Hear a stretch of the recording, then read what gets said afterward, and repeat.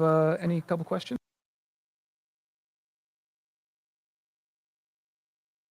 Any couple questions?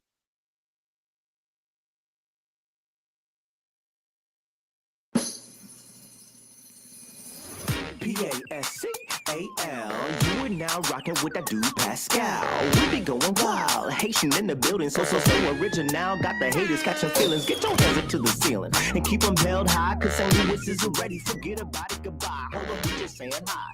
Five somebody, rise up. Weekdays, catch us live, somebody. Let's go.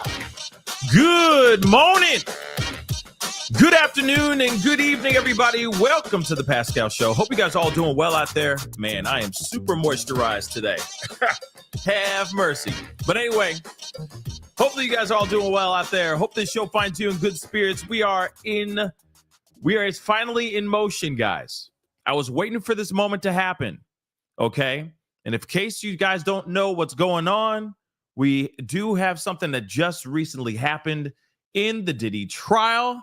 And here's the thing. I was waiting for this moment to happen. Dag nabbit. I was waiting so long. Okay. But we are finally going to get into, hopefully at some point today, opening statements, y'all. Yeah. Opening statements is finally going to be happening very, very soon. Here's the thing. I got to be real. I was waiting for this because, you know, the jury selection thing. Yeah, it was funny, you know, but the real meat and potatoes is the actual trial, dagnabbit. And that's what we're waiting for. Are we not? Are we not? Yes. So this is what we're here for. The real reason why we're all flooding to the internet, reading every update, reading tweets, reading live updates on various periodicals. It's been insane, but we're finally here. It is finally happening. Opening statements is about to happen soon. They're going to be swearing in the jury. The jury that they just had, I got some updates on how many people, like the ratio between men and women and all that. So we're going to get into that as well. All right. And then there's a lot of things to look into. So a lot of live updates and we're here for it. Aren't we? Are we not here for it? Let's not forget that. So please do me a favor before we jump into everything. Hit that like button down below. Crush that like button down below. Crush that reaction button if you're watching on other platforms. If you are watching on those other platforms like Facebook, X/Twitter, Instagram, TikTok, Rumble, make sure you hit that follow. Follow me. Okay? Follow me on those platforms. Please and thank you. I got some things I'm going to be. I think I got some treats for you guys for later this week. And I don't know if I'm going to be putting them on YouTube or if they're going to be on other platforms. So make sure you are fully locked in on all platforms, okay? Don't forget to subscribe here on YouTube. Please and thank you. Crush it. Subscribe. Also, make sure you hit that notification bell so you know whenever I go live, whenever I upload, because that is also importante, because there's a lot of stuff that's going to be going on outside of just Diddy. There's so many updates that we are still following, so many other cases that we're following. You have to have that notification bell set to all. Also, go to my second channel, The Pascal Show Clips. Make sure you're subscribed over there. Crush that notification bell. Make sure it's set to all as well, because you never know when I'm going to go live, whenever I'm going to upload, because right now, for the next couple months now, it's all going to be random. There's a lot of breaking news and a lot of randomness going on, okay? Hit that join button down below. Become a member. All right. Hit that join button down below. Become a member of the family. Check out my Patreon. Check out my locals. And of course, check out PascalMerch.com. PascalMerch.com. We got some really great stuff. Okay. Please and thank you. All right. All right, guys. We got to get into this because obviously things are going to start getting going here fairly soon. Okay. As of a couple minutes ago. And shout out to Inner City Press. I got to give him his flowers while he is still on this planet. The man is a beast, and he has been giving a lot of Sorry, my mouse. Where's my mouse? Been giving a lot of updates as of late. And 40 minutes ago, or a little less than 40 minutes ago, he put this up, and we're going to take a look at that as well. Hold on, guys. I'm just trying to adjust my screen and everything. So let's take a look at this. It says, this is what the jury said, or the judge said, we'll bring in the jury in a few minutes. Okay. So in other words, the jury has been officially chosen. So while we wait, and of course he was supporting his stuff. So 12 minutes ago, okay, at 10:17 a.m., jurors are seated. The judge says, welcome back. This is a U.S. versus Sean Combs, or this is U.S. versus Sean Combs. We'll be providing lunch for you in the jury room. We will not release your names to the public. Duh, as they should not. Clerk swears in jurors. I don't think you understand how big of a deal, because here it is. As soon as we ain't done yet, clearly we ain't done yet, because there's a lot to talk about, guys. There's a lot going on. And the reason why I give a damn about this trial is not only taking this guy down, if he's found, like, if he really did do these things, I want to hear the evidence, right? I want to hear the proof. I want to see all of it, right? I need it. I needs it, right? I need that proof. But I'm also interested in the people that are going to be brought in for questioning. Woo-hoo!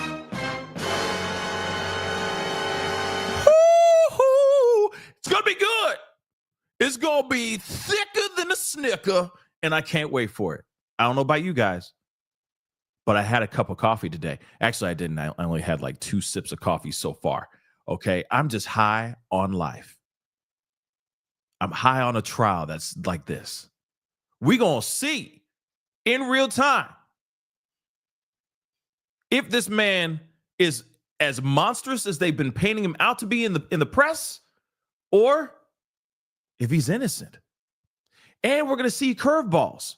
There might be some curveballs. There might be some people that come in we're thinking that they're going to be coming out to just damn Diddy, right? Like, damn Diddy. No, seriously. To damn Diddy with evidence and information and their own anecdotes and all that stuff. And they might come in and switch. I'm just saying, this is going to be the next 7 weeks, I think. Or is it 8 weeks? Because that's the one thing I'm confused about. I need a lawyer friend. Okay? I need a friend in general. But I need a lawyer friend to tell me this. When they say it's 8 weeks, does that include the week of jury selection? Or is it 8 weeks after the jury selection? That's the one thing I'm kind of curious about. But nonetheless, I'm telling you right now, me so hype right now. Me so hype right now, because the first people that are supposed to be coming in as witnesses are star witnesses, huge key witnesses. We're not getting it. They're coming out the gate guns blazing, guys. So that's why I'm saying, like, the beginning was boring. The jury selection is like, it's cool. But now this is where it gets really interesting and really juicy. It's when we get to hear from the actual witnesses. Shoot, you never know. We might hear from Diddy himself. You never, ever know. But let's continue on. Long story short, very long story short, I'm hype. All right. So they get to have lunch. Of course, they're not going to be releasing the names. And by the way, they still have not changed that at all. By the way, the sequestering of the jury, which I think is the dumbest thing in the world. They should sequester the jury. That's just what I think. This is a recipe for manipulation, harassment, coercion, and a recipe for disaster. Okay? So, yes, we did have another witness allegedly back out, and then they're saying that they were siding with Diddy, that they did not want to testify in the first place, which I think is a bold-faced lie. Okay? I think that Diddy got to her. That's what I truly believe. And we also found out that it is Gina. If you don't know who Gina is the one, I forgot her last name. She was the one who had the interview on Tasha K where she allegedly lost a baby because of how vicious Diddy was treating her, if you get what I'm saying. It was like just as bad as what we saw in the in that Cassie hotel video, right? Just think about that even worse, and think about on top of that, her being pregnant. So she lost a baby solely because of Diddy putting his feet, paws, elbows, and everything on her as well.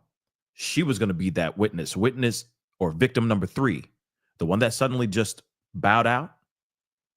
That was supposed to be Gina. And I hope she changes her mind. I really do. But let's get into this. Questions are not evidence. Only the answers given by the witnesses and the documents are evidence. You can consider circumstantial evidence, like someone walking in and with a dripping umbrella. You can surmise it's raining outside, even if you don't see it. Okay. So, and of course, we're going to have to do some refresh.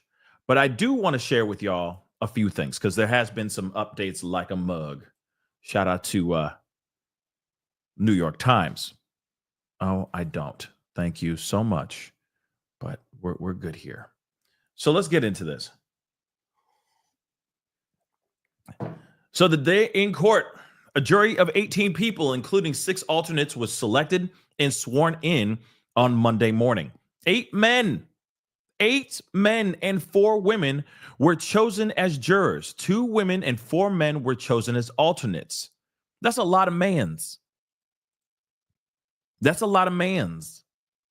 There also was a conversation that Agnifilo Mark Ruffalo was having with the judge about the diversity in the jury. Like Diddy's lawyer, Diddy's lead attorney, Mark Agnifilo, is really trying hard he's clearly trying to use the race card. That's definitely a for sure thing. And he made it very known that he had a problem with the fact that there was, not enough black faces in the jury, which is also very interesting. But I do also find it very interesting that we have 8 men and 4 women. I think that's also interesting too. I kind of wish regardless on either side, if I was prosecution or on defense, I would hope that it would be an even 6 women, 6 men, even it out. And then also still on top of that, the alternates, you still have 2 women and 4 men. And we've seen situations where it was the battle of the sexes in a way, battle of the genders when it comes to a verdict, because some males felt like it was not as big of a deal in comparison to what women were seeing that particular trial. So, the Menendez brothers, for example. So I think it's, I would wish that it would be more even, at least as far as gender. But I think that's very interesting. The prosecution and the defense are expected to make their opening statements to jurors, and the first witnesses are set to be called by prosecutors. Like I said, my assumption is they're coming out guns blazing. Prosecution is going to be coming out guns blazing here. Prosecutors are expected to argue that Mr. Combs is a serial attacker of women and the leader of a criminal enterprise that worked to fulfill his spicy desires and cover up his attacks on people and, on men and women. Okay. So let us see some of these things. So of course, the 12 jurors and 6 alternates have been sworn in. Okay. So before opening statements on Monday, 12 jurors, we already know about that. Judge Subramanian grilled them on what they had already seen and heard about the allegations against Diddy. There are 8, we already know, 8 men, 4 women in the jury. Among the 6 alternates, we already know about that being 2 women and 4 men. The jurors range in age from their 30s to their 70s. Okay, they live in Manhattan, the Bronx, and Westchester County. Why would we even need to know where they live? See what I'm saying? I know that those are just massive areas of New York City, but I would still be like, I don't need people knowing the areas in which they're all coming from. But that's just me. The panel includes a massage therapist, an investment analyst, a deli clerk, okay, a dietary aide at a nursing home, and a retiree who used to work for JP Morgan.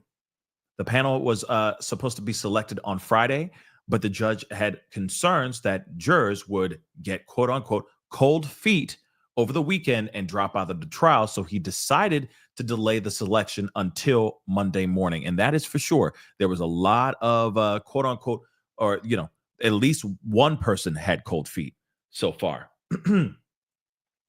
Let's see. Over the 3 days of questioning, okay, from the judge overseeing the case, potential jurors described the extent of their exposure to allegations of SA and violence that have trailed Diddy over the past year and a half. Well, some people have been following this kind of thing for at least a decade or two. All right. These rumors and these allegations have been hovering over Diddy for a long time, guys. Okay. But at that time, it was just considered urban legend. Let's see. Some were excused from the jury pool if they betrayed bias against Combs or the prosecution. So we already know about all of that. Let's see. Let us see. Let's go back up here. Let's see what other updates we got. This was 6 minutes ago. Emily A. Johnson, the prosecutor delivering the opening statement for the government, says that there was another side to Diddy, the entertainer, a side that ran a criminal enterprise. She said, during this trial, you are going to hear about. So, opening statements has commenced. Just so you know. So during this trial, you are going to hear about 20 years of the defendant's crimes. But he didn't do it alone. He had an inner circle of bodyguards and high-ranking employees who helped him commit crimes and helped him cover them up.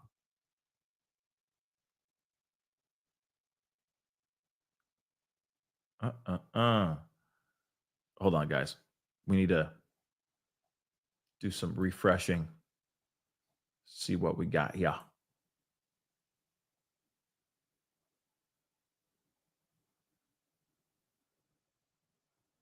Okay, we got.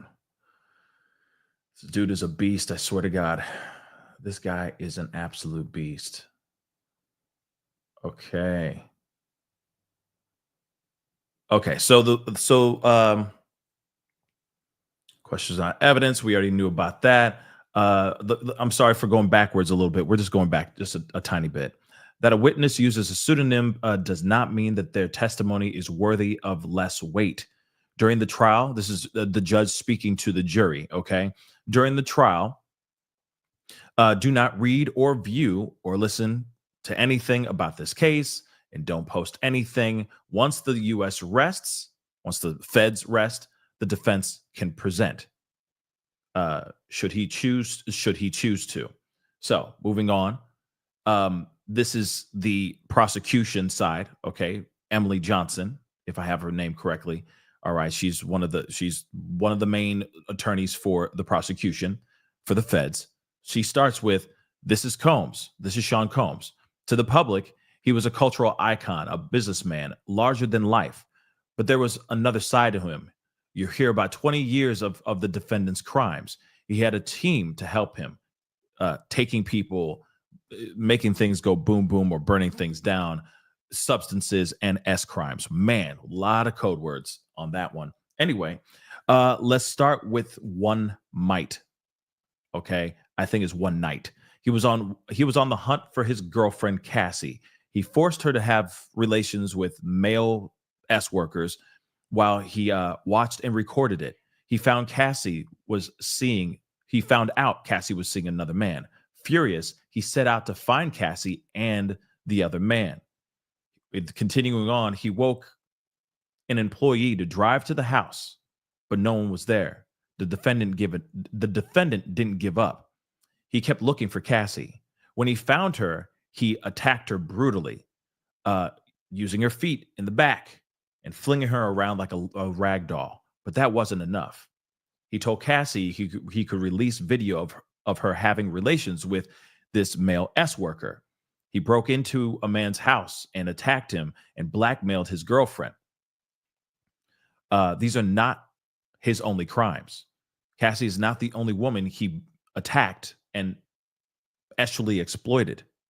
20 years of crimes. 20 years of crimes. He had a business, Bad Boy Records, that made him right. He relied on his bodyguards, chiefs of staff, who ran all aspects of his life. The group promoted his power. His bodyguards kidnapped an employee and set a car on fire, dangled a person. They delivered substances wherever he said, including to women he forced to have relations with an S worker. He transported them across state lines and even out of the country. Let me be very clear. Let me be clear. Let me be very clear. This case is not about a celebrity's private sexual preferences. Let's see if what they got now.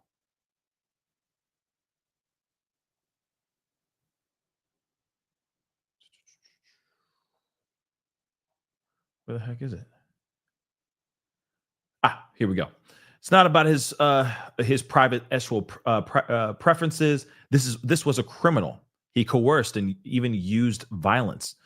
Along with this, I'm thinking along this trial, I guess, will focus on two women, Cassie and Jane. We will show that the defendant used lies,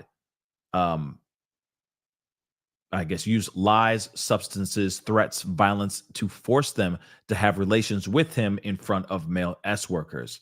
He called them freak-offs, wild king nights, or hotel nights. His staff organized flights, cars, and hotels. At his direction, his staff set up the room with lubricant, 1,000 bottles of baby oil on the wall, and lighting. Staff came in with cash to pay these S workers and substances. He made them take MDMA or Molly and X. Got to use these code words, guys. It made them sick, but also actually aroused. He directed every step. He expected the women to appear to enjoy themselves.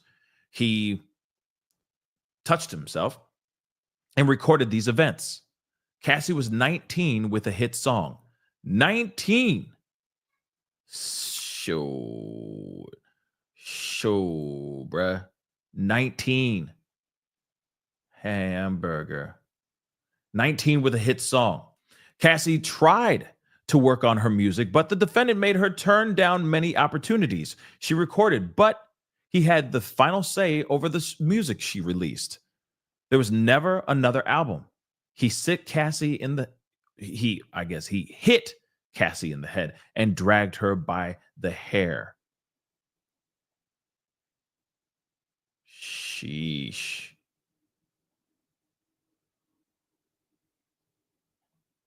Hold on, let me see. Maybe that's not what I was trying to do. Boom. That's what we have so far over here. Let's see what it says over here too. But again, this is the opening statements from prosecution, which is interesting. Anticipating Sean's possible defense, Johnson, the prosecutor, says the case is not about a celebrity's. Okay, so they're a little bit behind. They must be they might be like writing this, edging this in stone and then, sending it through a fax or something. I don't know. But that is very interesting nonetheless. Hold on. Let's see. There's got to be more going on here. There's got to be more.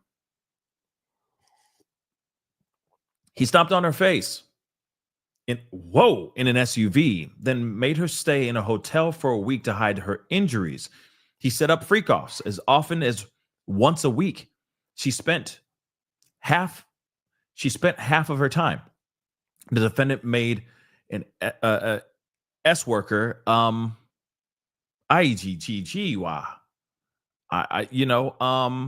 do the number one in her mouth. Oy, oy, oy.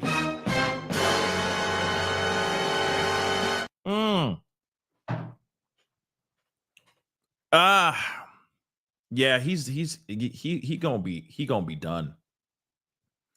Let's see, continue on. As you will see in this trial, he attacked her in a hallway of a hotel. You know, the CNN video, which we have all seen. Okay, even most of the jury, I'm sure. Okay, dragged her, in the hotel to drag her back into a freak off. They're saying it's dragging her back into a freak off.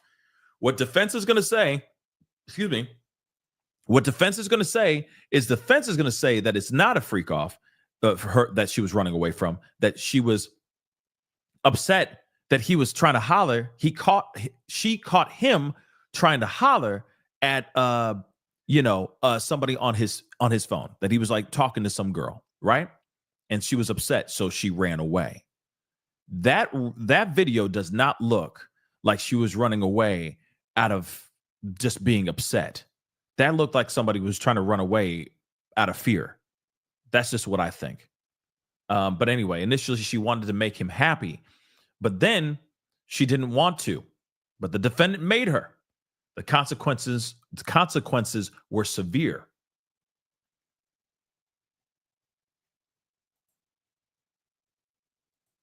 Shimon. He attacked her when he thought she took too long in the bathroom. Defying him would end in violence. She fled, but he found her. With the help of his inner circle, Cassie's career was in his hands. I think this is what he's trying to say. He told her he could destroy her career by releasing video. I mean, shoot. Come on. Give me more. So, hold on, let me see. Whoops, not me. Obviously, there's something there. Where's it at? So again, I mean, the details that they're saying here are absolutely insane. Okay. And yeah, I agree, guys. Medusa and Tyler, I agree 110%. That woman was running out of fear. That was not somebody who was running because she's like, how dare you talk to another woman? Nah, I didn't see that. Did you? I didn't see that. That did not look like a woman that has been bamboozled and been cheated on. Okay. That is not what I saw. Personally, I saw somebody who is very upset and very scared, to me. And how he ran out, that was a running out of, trying to get her back, and not in the Robin Thicke kind of way. Okay. Not in the Robin Thicke kind of way. I gotta get her back. You know what I mean? No, that was some vicious stuff. So he said he would, destroy her career by releasing that video, right? When he said to have a freak off, she knew she had no choice. She called the escort and put on performances he wanted. So she's the one who called and set the things up. Interesting. If I'm reading that correctly, her safety depended on keeping him happy. The relationship was complicated. Both were unfaithful, but only one of them had power. Oh, man, oh, man. Interesting. What are you guys thinking so far? This is from prosecution. They ain't done yet, clearly. He made Cassie do his bidding in those dark hotel rooms. Cassie was not the only one. This was a pattern. Let me tell you about Jane. She was a single mom that started spending time with him in 2020. Oh, just 4 years ago, guys. This is not long ago. Okay. She fell in love with him. He was seeing other women, of course, because that's what Diddy do, right? Now we're still waiting, but this is, like I said, this is absolutely insane. Okay, because again, Now we're hearing that Cassie was also helping set up these setting up these freak offs. And of course, she's saying, hey, this was not because I wanted to do it. It's because I had to do it. If I didn't do it, Diddy would have gotten at me, and that would have been a problem. And of course, scared for my life. I don't want no problems and all that. I mean, it's crazy. Now, somebody just said Jane Doe is Gina. No, it ain't. Unless, no, I don't think this Jane Doe is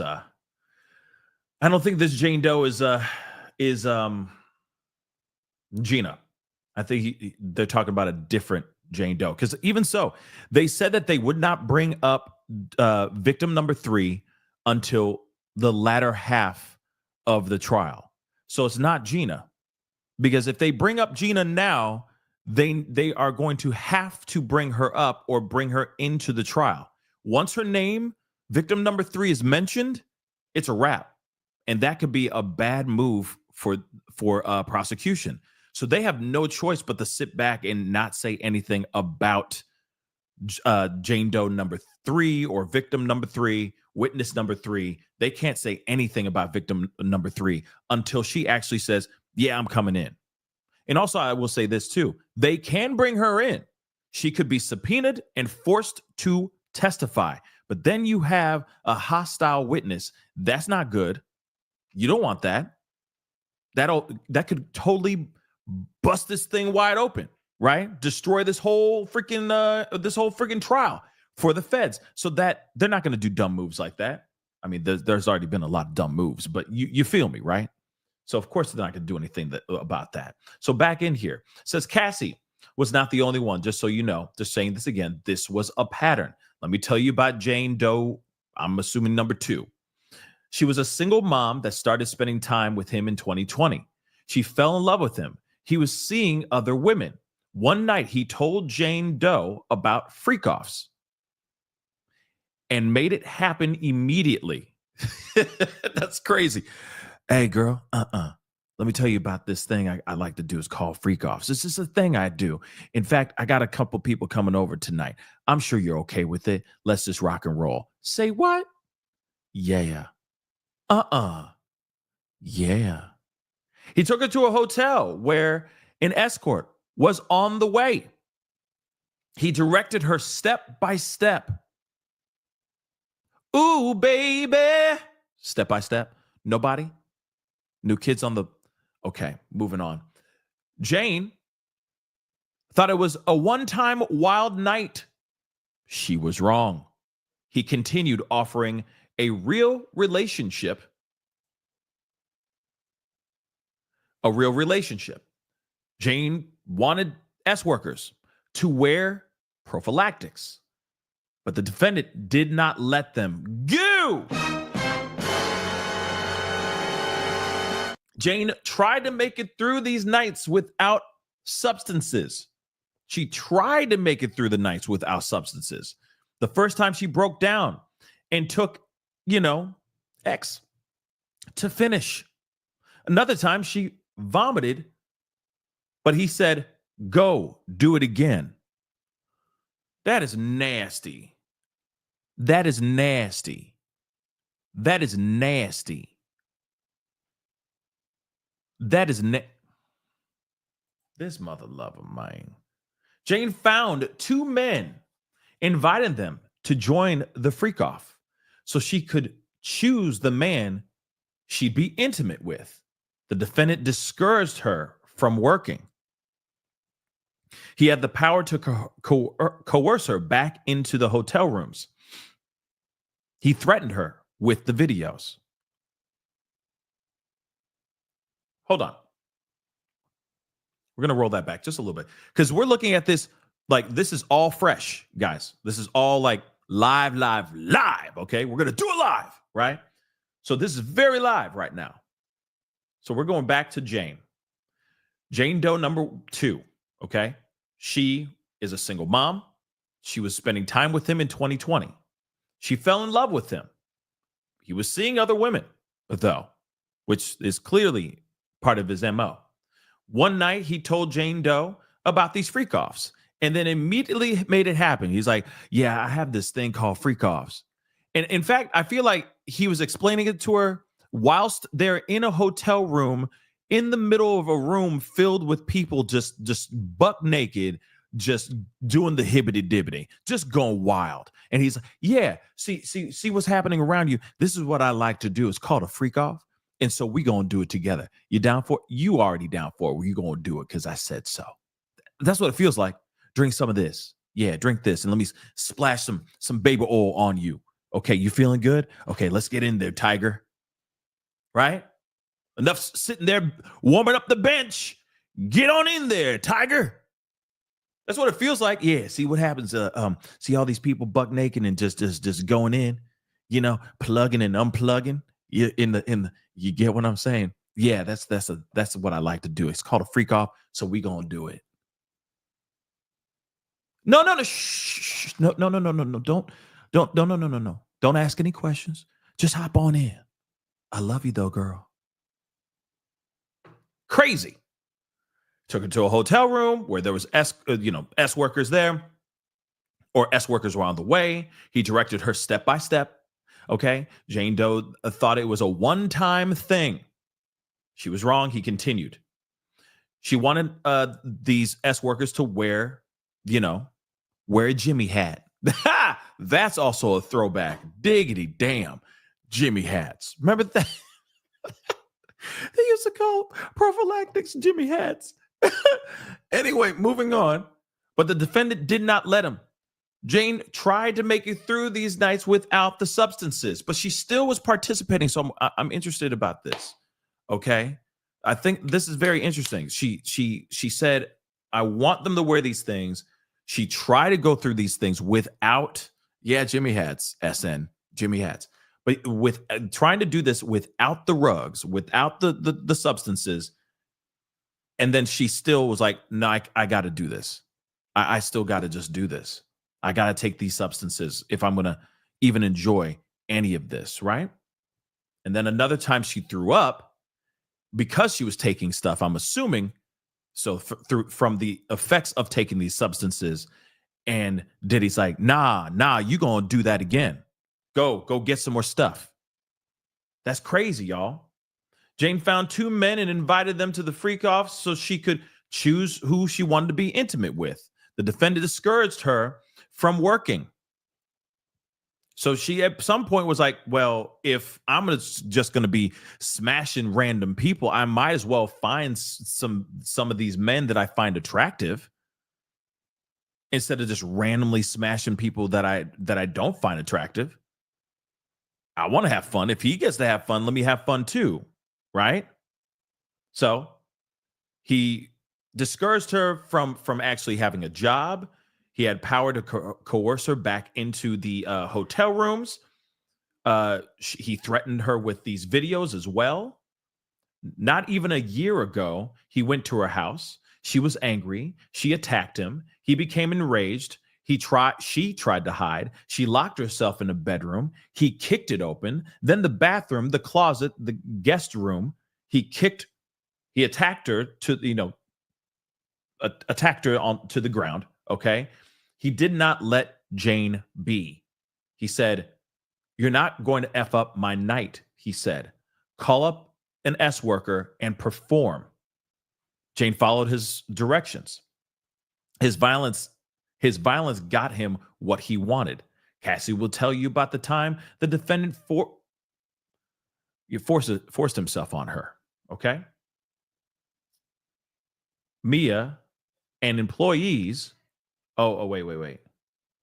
I guess Mia and an employee will tell you how the defendant put him, forced himself on her, hand up her dress. I guess, the only way I can say it is to say it. Penetrating her. Amidst all of this violence, he and his inner circle worked to cover up his crimes. The video at the hotel, you will hear just how far this went.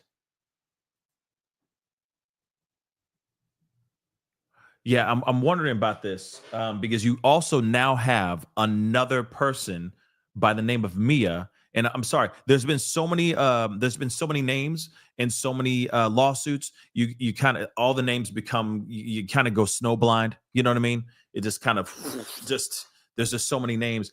I don't remember a Mia, to be completely honest, just to be real. Okay, just to be respectful and all that. I am still kind of curious about who could this Mia be, because clearly it's an employee.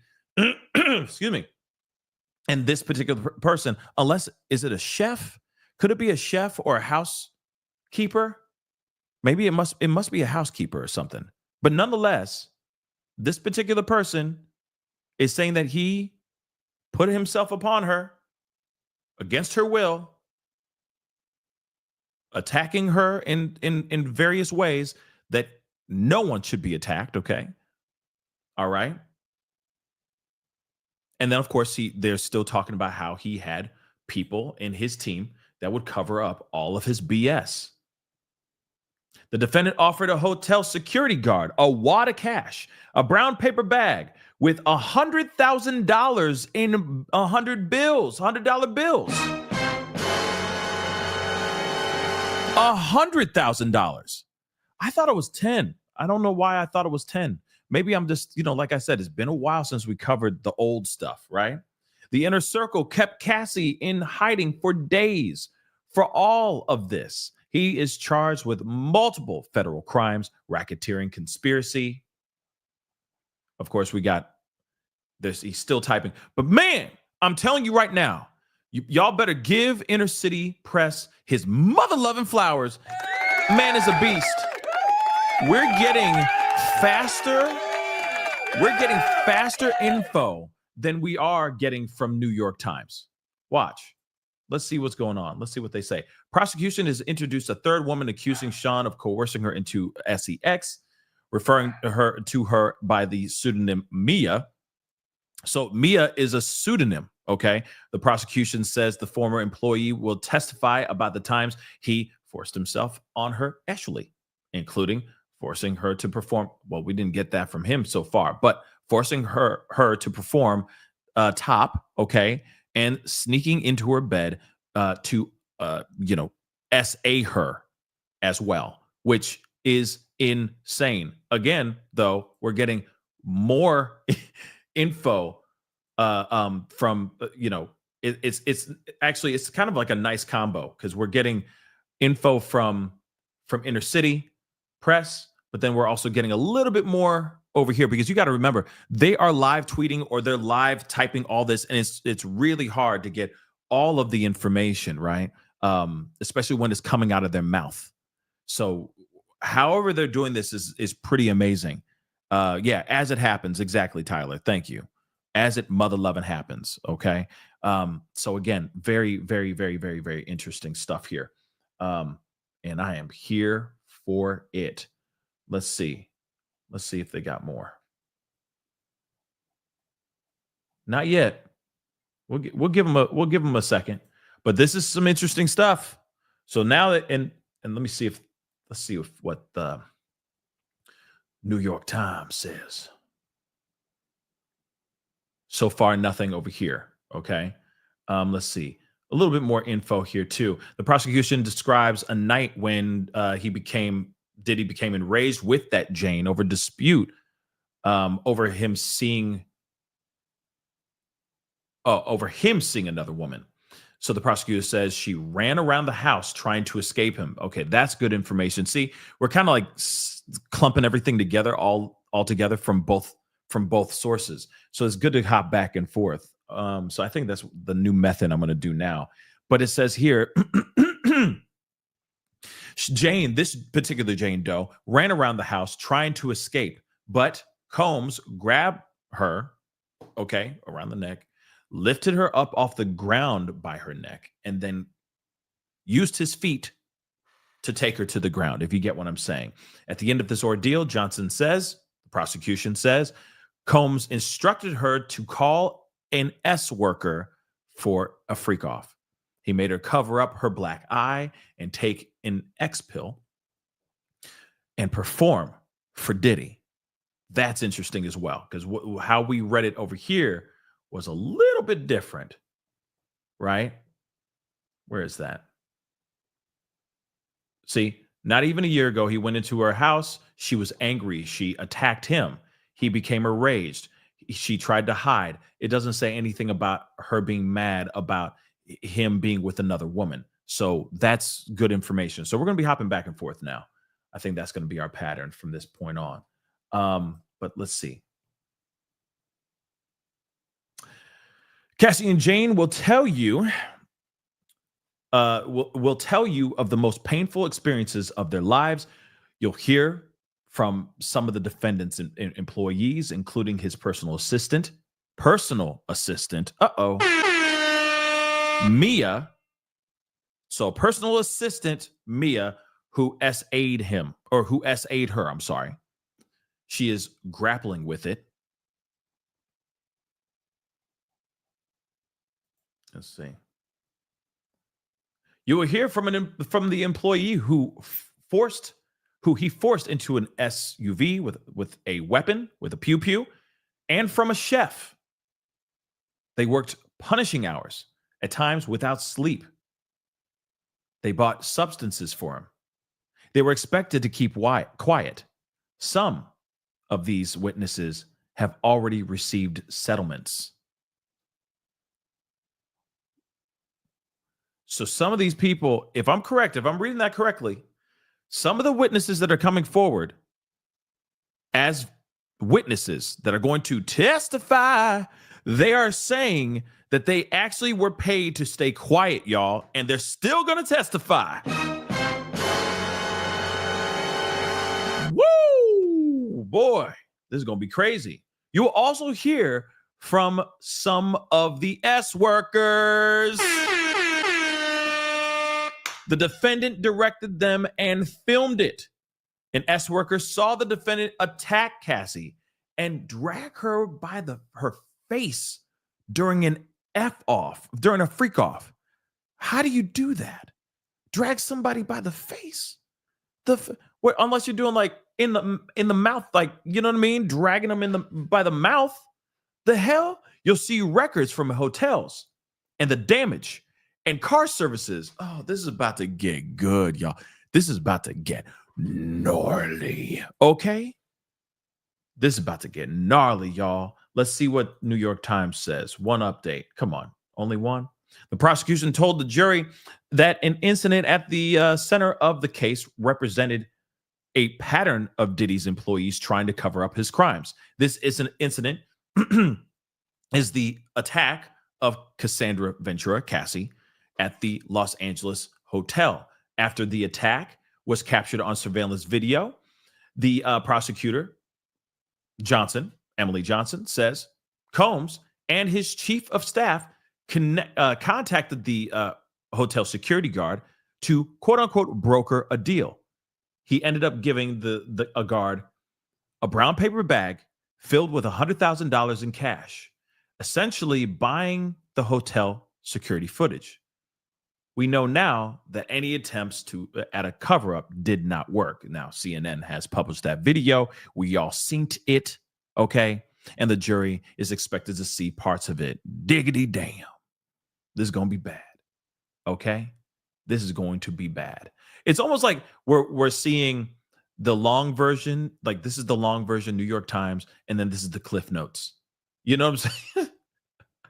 Real talk. It's like Cliff Notes and then the longer, more explained version, which I appreciate both. I appreciate both. Okay, so you'll see records from hotels and the damage and car services.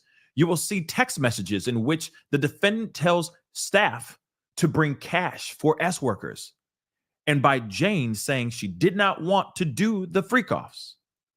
You'll see videos. In them, you can hear the defendant provide direction to Cassie and Jane, high as hell. I'm telling you right now, this is going to be bad. And we've only just begun. We've only just gotten started, y'all. This is just this is just prosecution right now. You want to know something too? I'm really looking forward to when the defense comes out. What are they going to say? My client didn't do anything. Yes, he liked doing the hibbity dibbity. Yes, he liked to swing for the fences. And he played for both teams.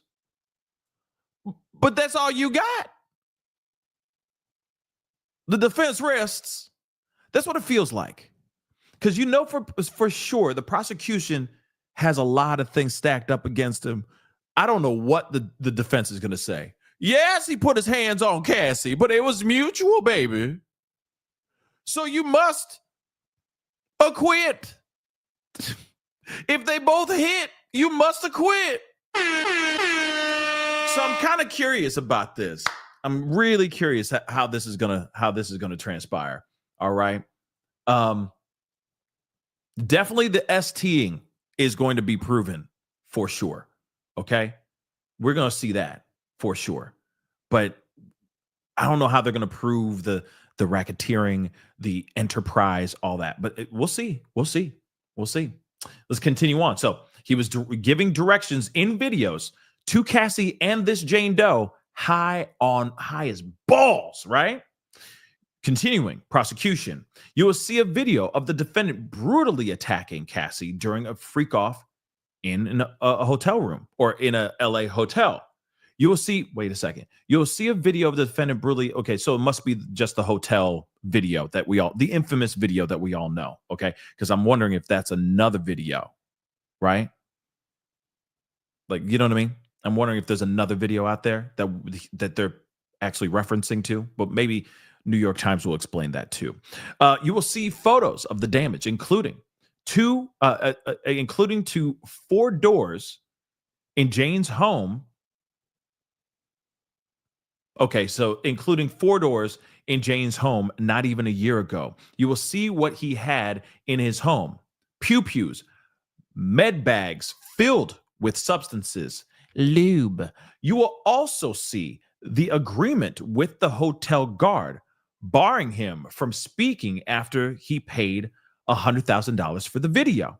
You will hear him manipulate Jane into saying what she wanted. His threats not to pay for her home. Texts to his staff about it. So in other words, okay, so you'll see the agreement with the hotel guard. I'm wondering if the hotel guard is one of the witnesses that's going to testify that has been paid off. That's quite possible. That, hey, he paid him, this dude, Diddy paid this hotel guard $100,000. This was obviously years ago, but maybe there's a possibility. Maybe there's a possibility that that the prosecution is going to bring this guy in.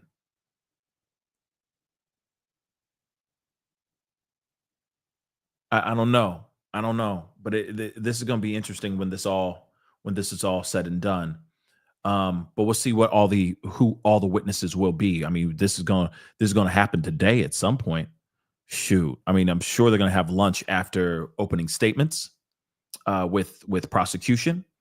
But after prosecution's opening statements, then we have defense, and then they go straight into the actual trial.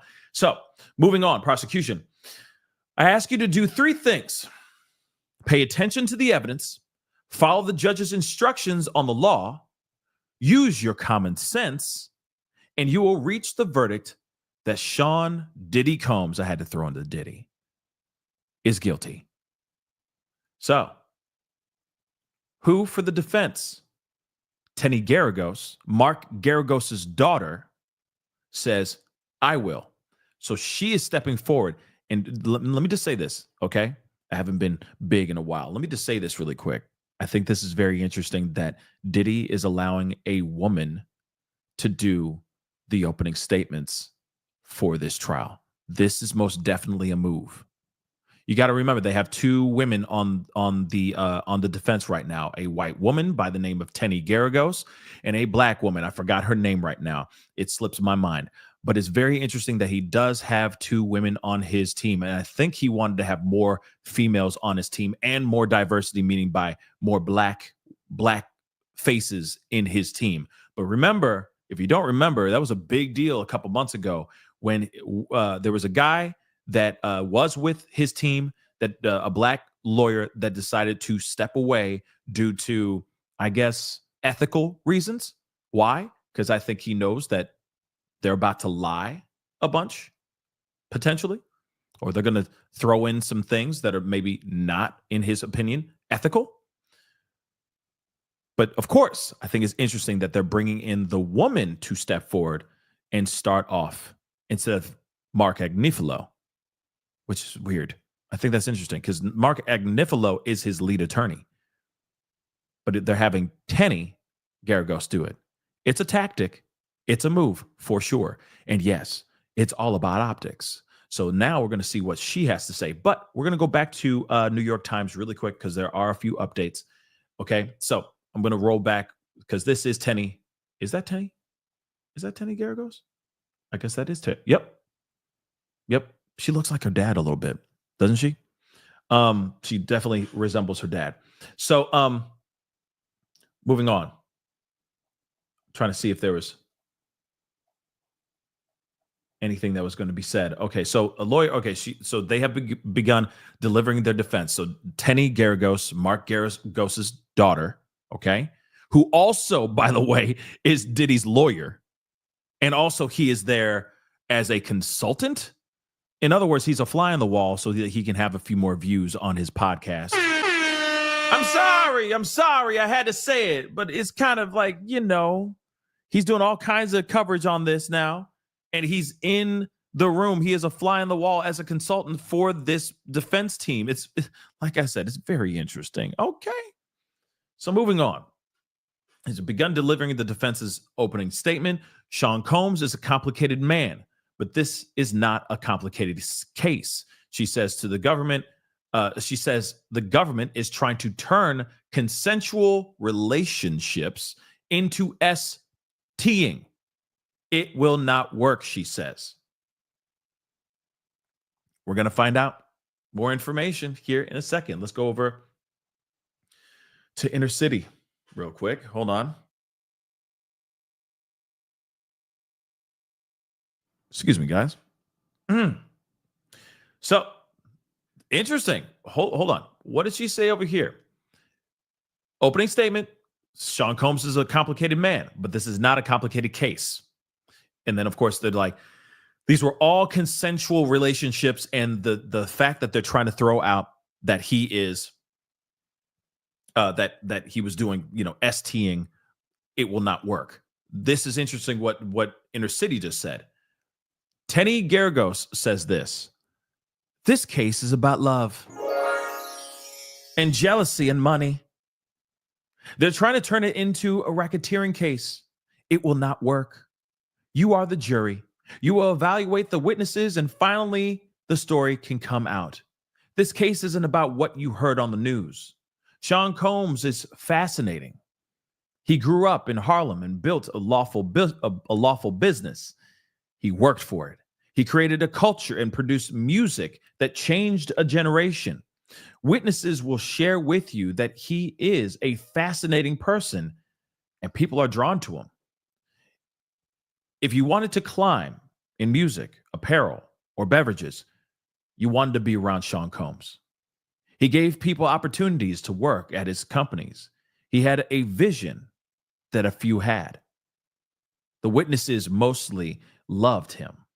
The text messages will show that.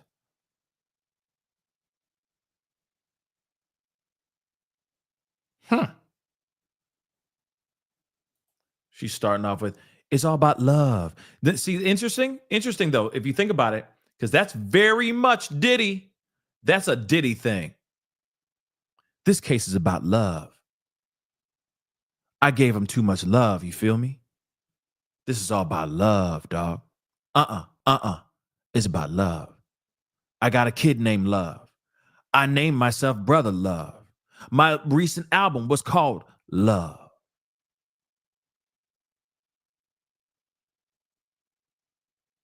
See what I'm doing there?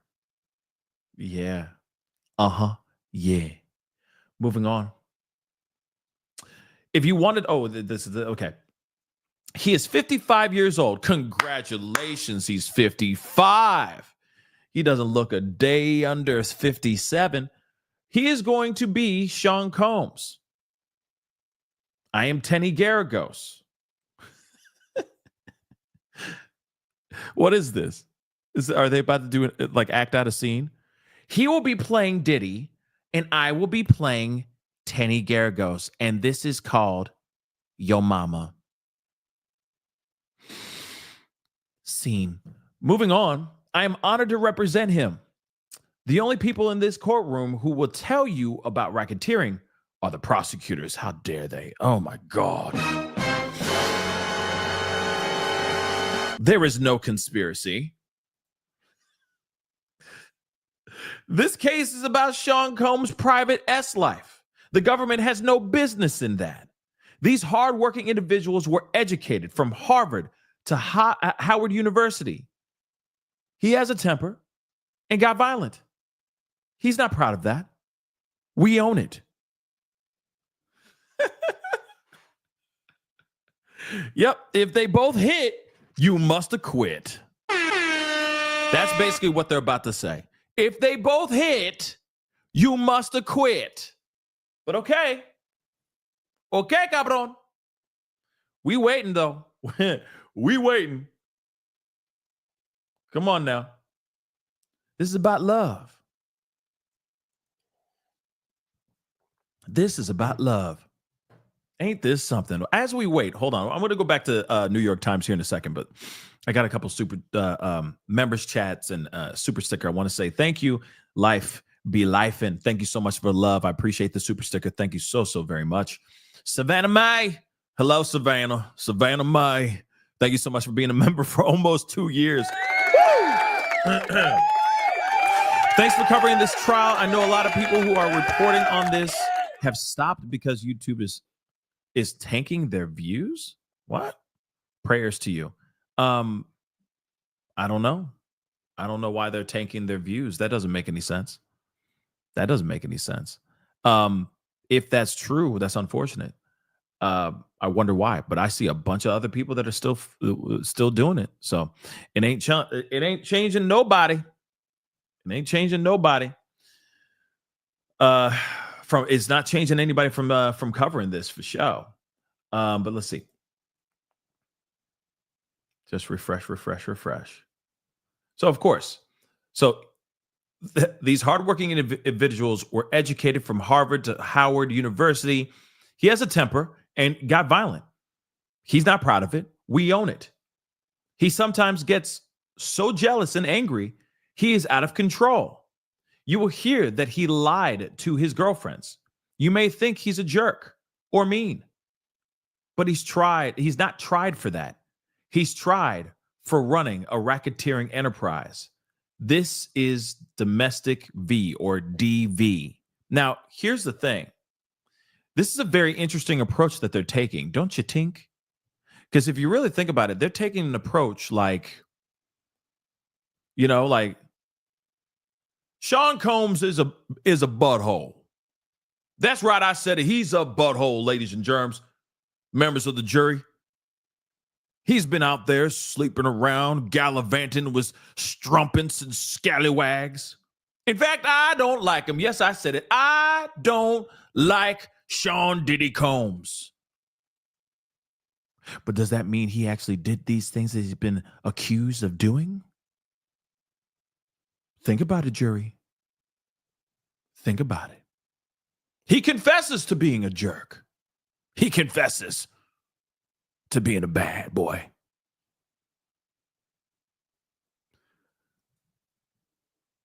But is he really on trial for that? Ladies and germs, you are going to hear things that you've never heard before in your whole entire life. But I'm going to tell you what.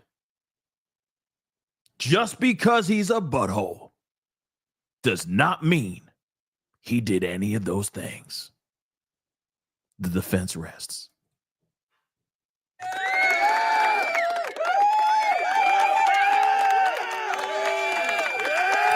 Thank you. I should have been an actor. But moving on. I'm just saying. That's what they're basically saying. Yes, he's a jerk off. You're going to hear things you're not going to like. But is he on trial for being a jerk off? I think not. DV is not STing. He'd been charged with DV. Had he been charged with DV, we would not be sitting through an 8-week trial. He's not guilty of these crimes. As the trial goes on, we are trying to take on accountability. We will not shy away. So, okay, so Garagos, not the prosecution. Sean Combs had a bit of a different S life. Wait, I'm assuming that might be a typo here, but I guess Combs had a bit of a different type of spicy lifestyle. Okay, the alleged victims were all getting something from him. They are adults. They too must take on responsibility for their lives, as he does for his. A free choice has pros and cons. You will evaluate these women. They made free choices every day for years. Ask yourself, what are all the ways this individual had the ability to make these choices? Ask, what is this person getting? Something they want. It may differ.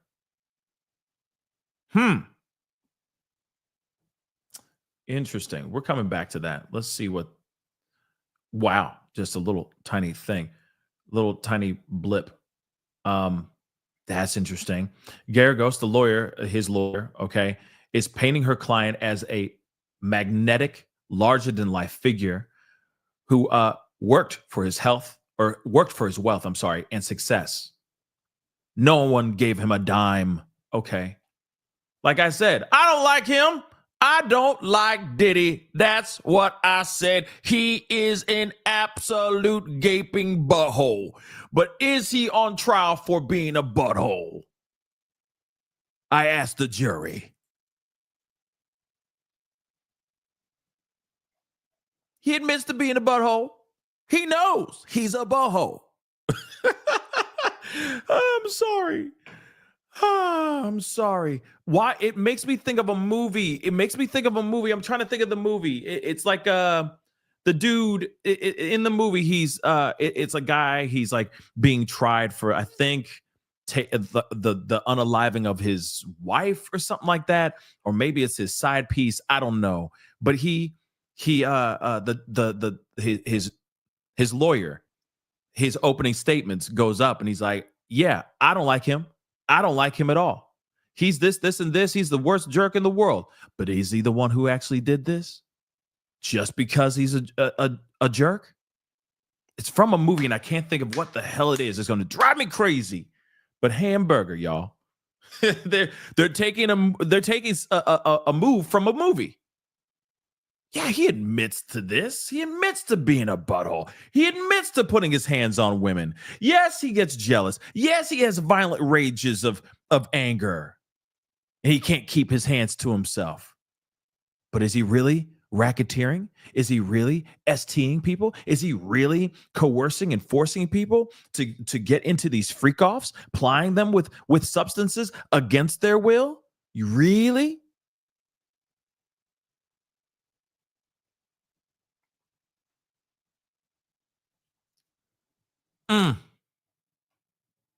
Like I said, I need to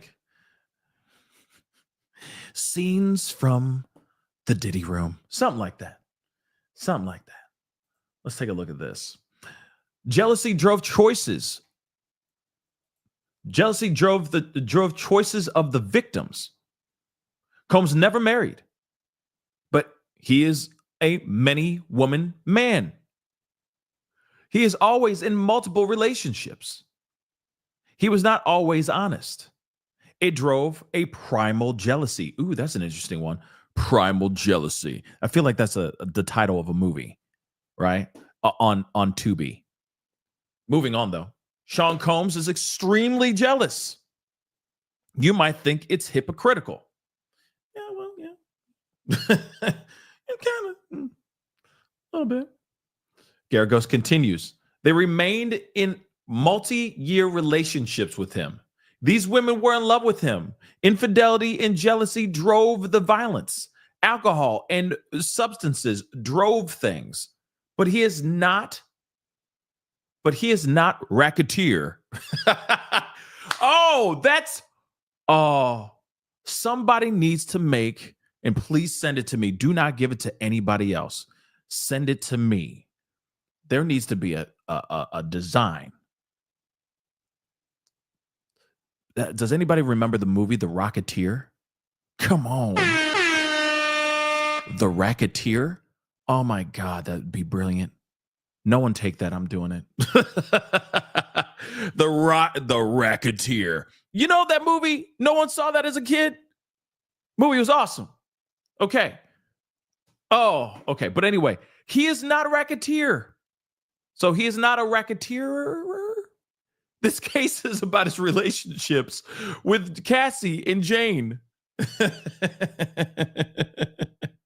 Oh, my dear God. You will hear about swinger parties. They will testify about things that should never be heard in a federal courtroom that he liked to watch. You may not like that, but you're not the judge. You're not here to judge him for his sexual preferences. Like I said, yes, he's a butthole, but did he do these things that he's been accused of? Interesting. If please, guys, do me a favor. I know a bunch of you guys are in here, and I appreciate you guys here being here. I'm sorry. So if you appreciate the commentary, and a little bit of the dramatics, if it's keeping you entertained, and if it's keeping you, I'm trying to keep it light. I know this is a pretty serious topic, of course, but if you do appreciate the commentary and my 2 cents, okay, please hit that like button down below. Crush it. Do what it do. Please and thank you. Okay. Of course, don't forget to subscribe. All right. Your boy's working hard out here in these streets. And I really do enjoy doing this stuff with you guys and doing this stuff for you guys. All right.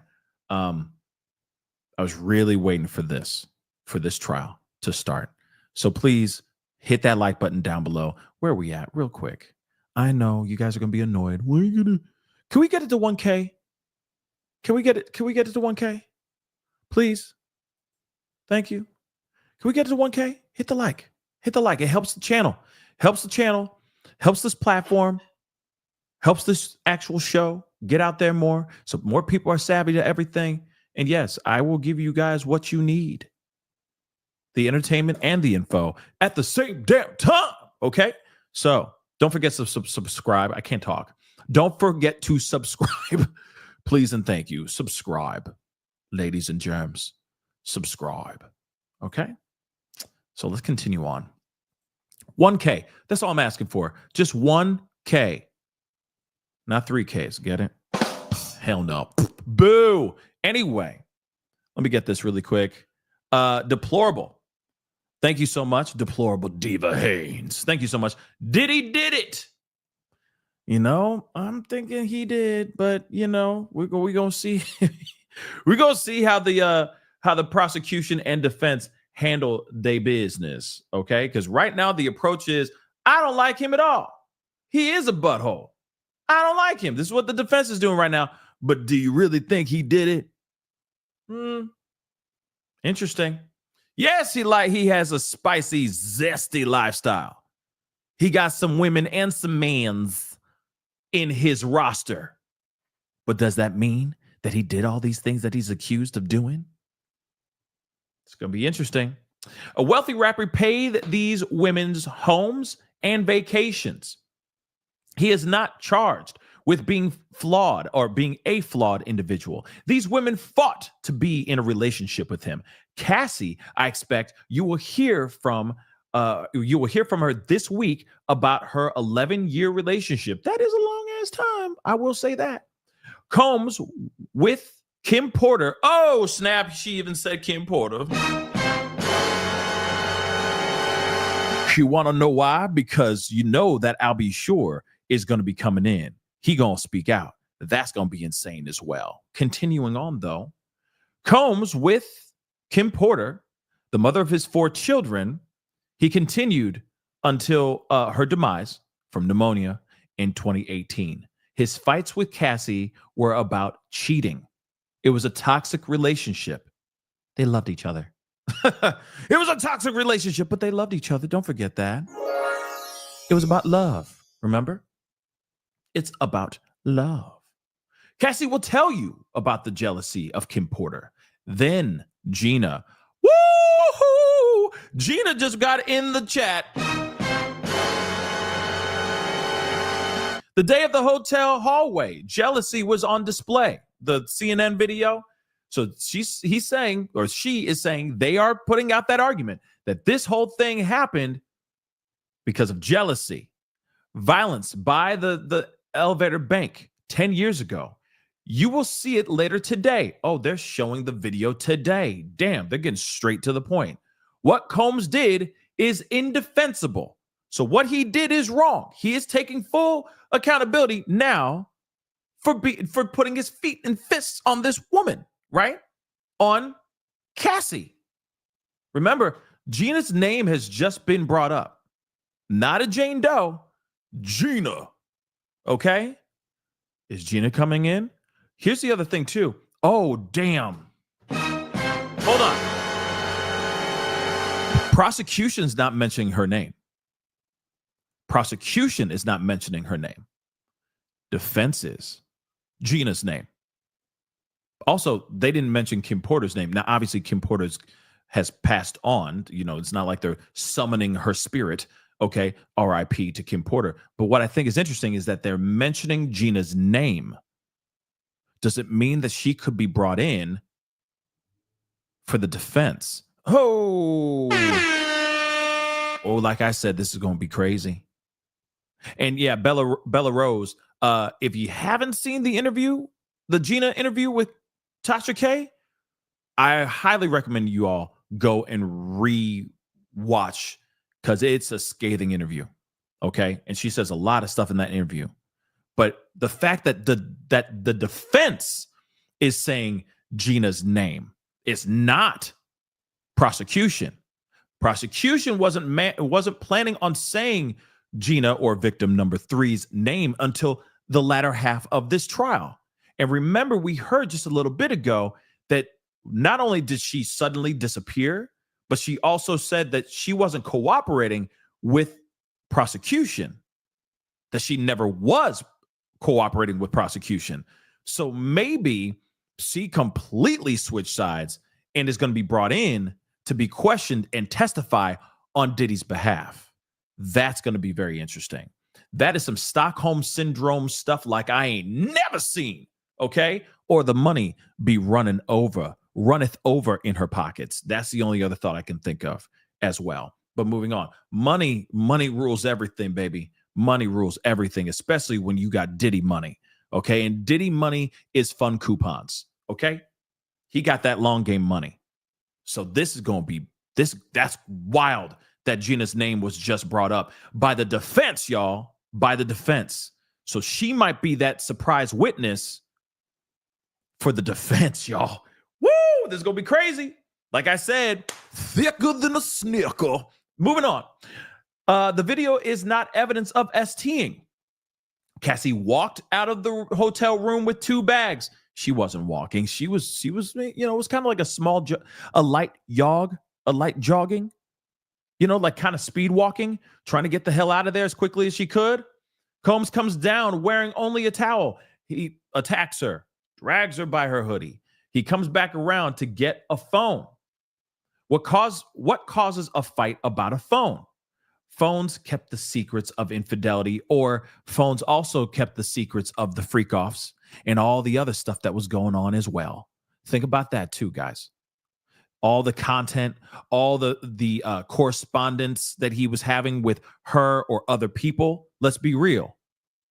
Let's be real. This is not a situation where she like that the phone could not mean something else as well. That phone could contain so much incriminating stuff that maybe she was trying to get away to have that so that she can expose him or get it away from him so he can't use that stuff against her later. That's still a possibility too. So, nah.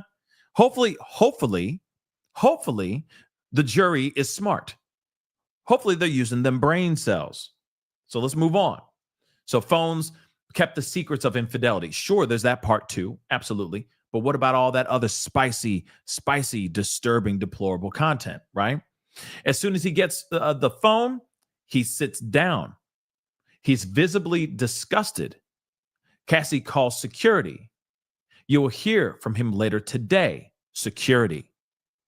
So now they're bringing in security from the actual hotel. Oh, damn. This is going to be good, guys. You will hear from him later today. The guard tells him to leave the public area. Okay. He tells him to leave the public area. Okay. You will see Cassie telling him to get back to the hotel room. Let's stay together 2 more years after this incident. Even into 2018, they are fighting to stay together. She saw a photo of Combs with Gina. He started with her in 2014. Oi. Cassie had a choice every single day to stay with him. That was her better choice until she broke up with him. She was not coerced. When she left, there were no repercussions. She ran into the arms of a physical trainer Diddy had hired to train her, which we already knew about that part. Now, what's interesting about this, okay, is that they're trying to show that she was trying to keep that relationship going. And that, of course, she saw a photo of Gina with Diddy. And that this is all about infidelity. That she was super upset and angry.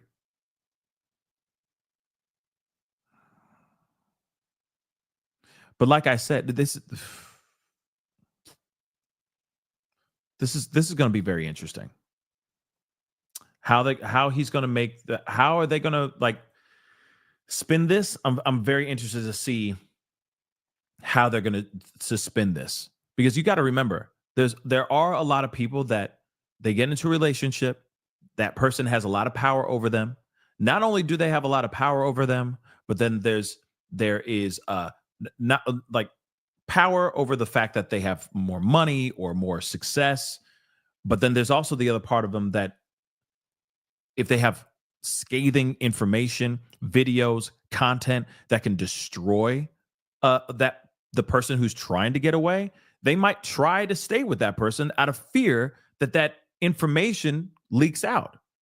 Yeah, Rhonda, control, absolute control over that person. And then they think that they can't do any better as well. That's possible. That is possible. It's like that, it's like the Stockholm syndrome, a very messed up Stockholm syndrome type of thing. And that could very well be what's going on here. Moving on, the only freak-offs you will see at this trial were on her phone, not his.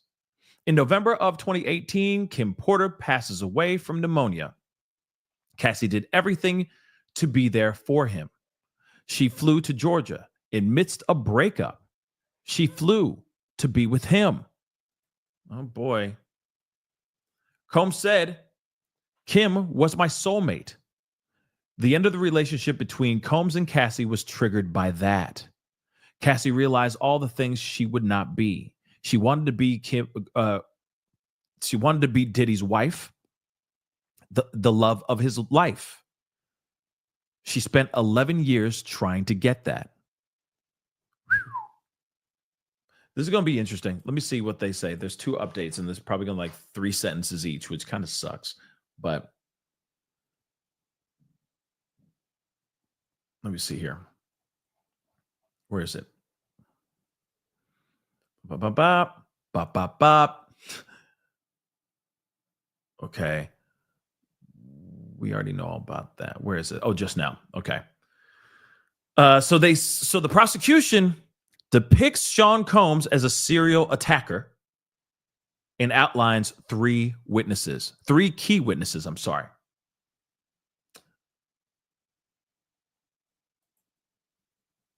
Let's see. Did it puffed it? We already know about all that. Where is, see, that's the thing. So one big old,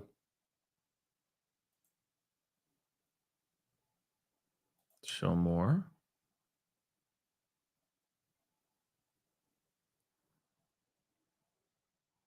What? Okay, here it is. Sorry about that, guys. Let's see. Okay, so this case is about Sean Combs, okay? Private and personal S life. This is just New York Times info, okay?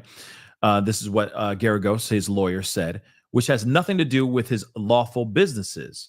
His defense admits that he is violent, that he takes substances, that he has anger issues, but they say he is not guilty of what he is accused of. Garagos tells the jury there may be multiple points where you think he's a jerk, he is mean, but he is not charged with being mean. He's not charged with being a jerk. He's charged with running a racketeering enterprise. Of course, she continues says that the DV is a very serious matter, a bad illegal problem, and is something the law addresses. What we take full responsibility that there was DV in this case. Diddy's team is emphasizing that many of the relationships in his life lasted for years, and that the women in this case were willingly involved with him. These women were strong, capable, and they were all in love with him. She adds, the evidence is going to show you a very flawed individual, but it will not show you a racketeer, an S-tier, or somebody transporting for pros. Let's see. Just now, Garagos, of course, is zeroing in on the security footage of the attack on Cassie in that hotel room or in that hotel hallway in 2016.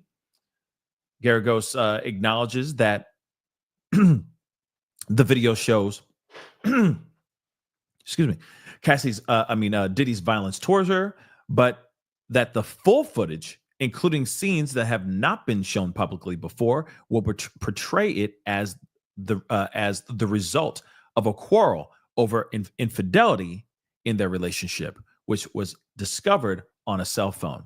The video is overwhelming evidence of DV, but it's overwhelming evidence that this DV is over a phone and not over STing. Let's continue on. Soulmate, and that's the reason why Cassie wanted out of the relationship, because she was like, damn, you just said that Kim is your soulmate, and I've been here a long time too. So Garagos continues. Cassie married the trainer and is pregnant with her third child. Not trial, but okay. Evaluate Diddy's intent at the time for those 11 years. The messages will show she was a willing participant in their spicy lifestyle. Cassie's testimony this week can't change that. In 2020, with Jane, Combs was more upfront. He told her he was dating other women. She was still jealous. Jane wanted it public. He proposed a consensual three-way. They went to a private hotel. I expect her to say she enjoyed it. Okay. You expect her to say that she just loved her that hibbity-dibbity with that other person in the room. Again, this is going to be very interesting. Hold on, guys. I'm just looking at a few things, getting a little bit of a break. We got a guy and just drinking water out here. Of course, there's a huge stakeout because everybody's waiting. This is the first day that it has officially started, this trial. Okay, So I'm just going to play a little bit of this here real quick. Some voiceover commentary of some sort. Well, I'm going to play a little bit of this. Freak-offs. And I feel obligated to do that every time I say freak-offs.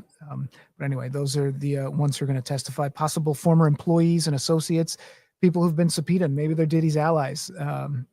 Maybe they're people who don't want to testify against him. But sometimes you're obligated to come down there, put your hand on the Bible, swear that you're going to tell the whole truth and nothing but the truth. And whether or not it hurts your boss, your former boss, is a different story. So we know that's going to happen. Law enforcement officers, of course, who've been tracking the case. I mean, the FBI agents who built this case, they are going to be the ones who will also sort of spell out how they got to this point in the investigation, because it's not the prosecutors who did the investigation.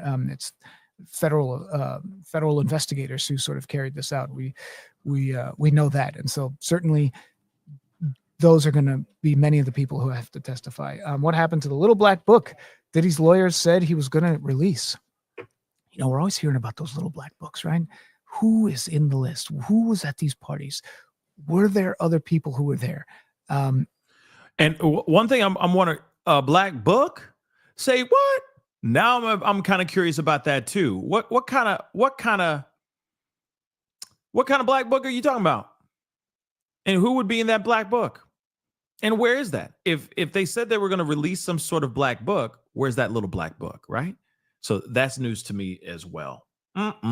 Hit that like button down below, though, guys. Hit that like button down below. Don't forget to subscribe. We got some things. This is going to be a crazy week.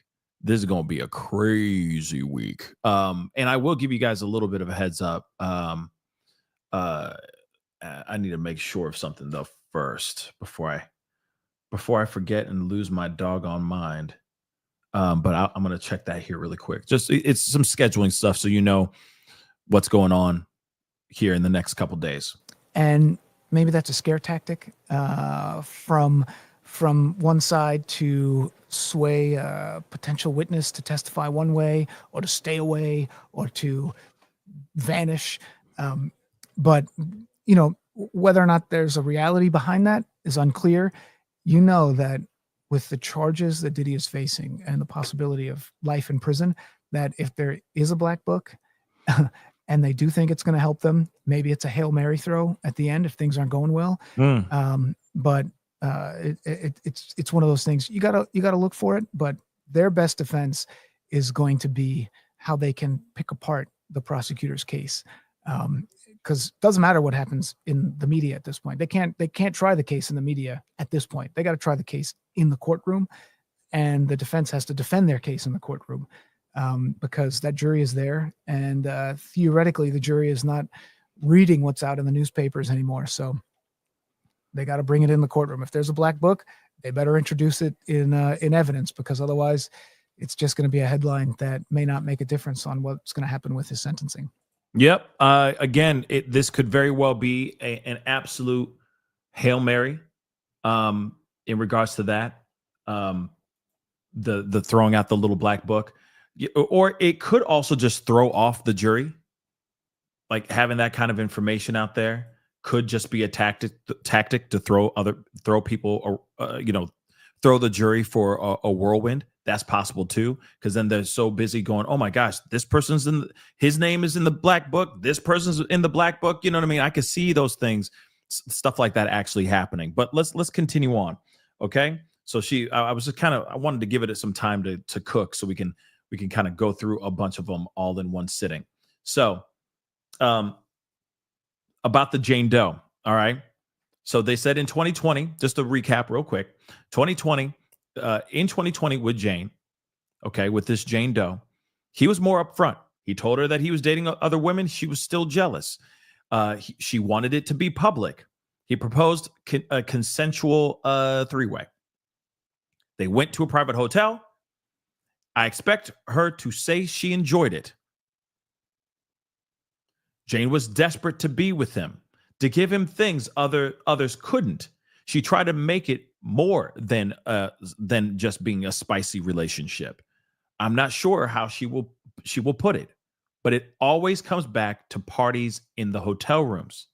This was their time together. Now, this is going to be interesting. I'm going to talk about this here in a second. Jane did it for the cuddle.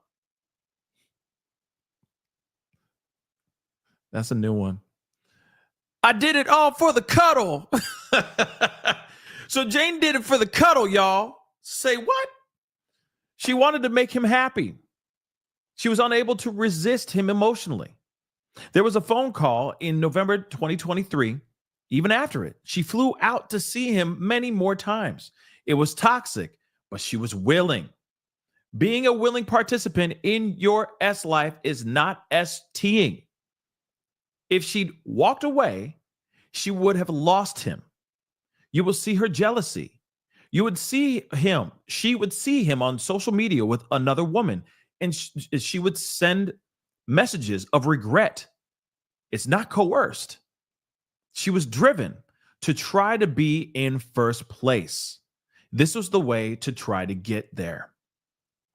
This is not a crime.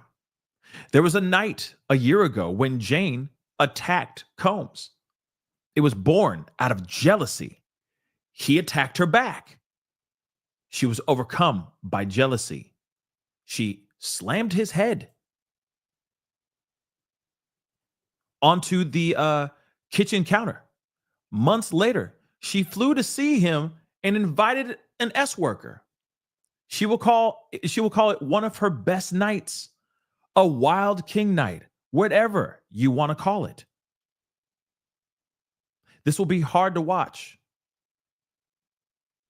They were, in one word, intimate. Interesting how they're breaking this down.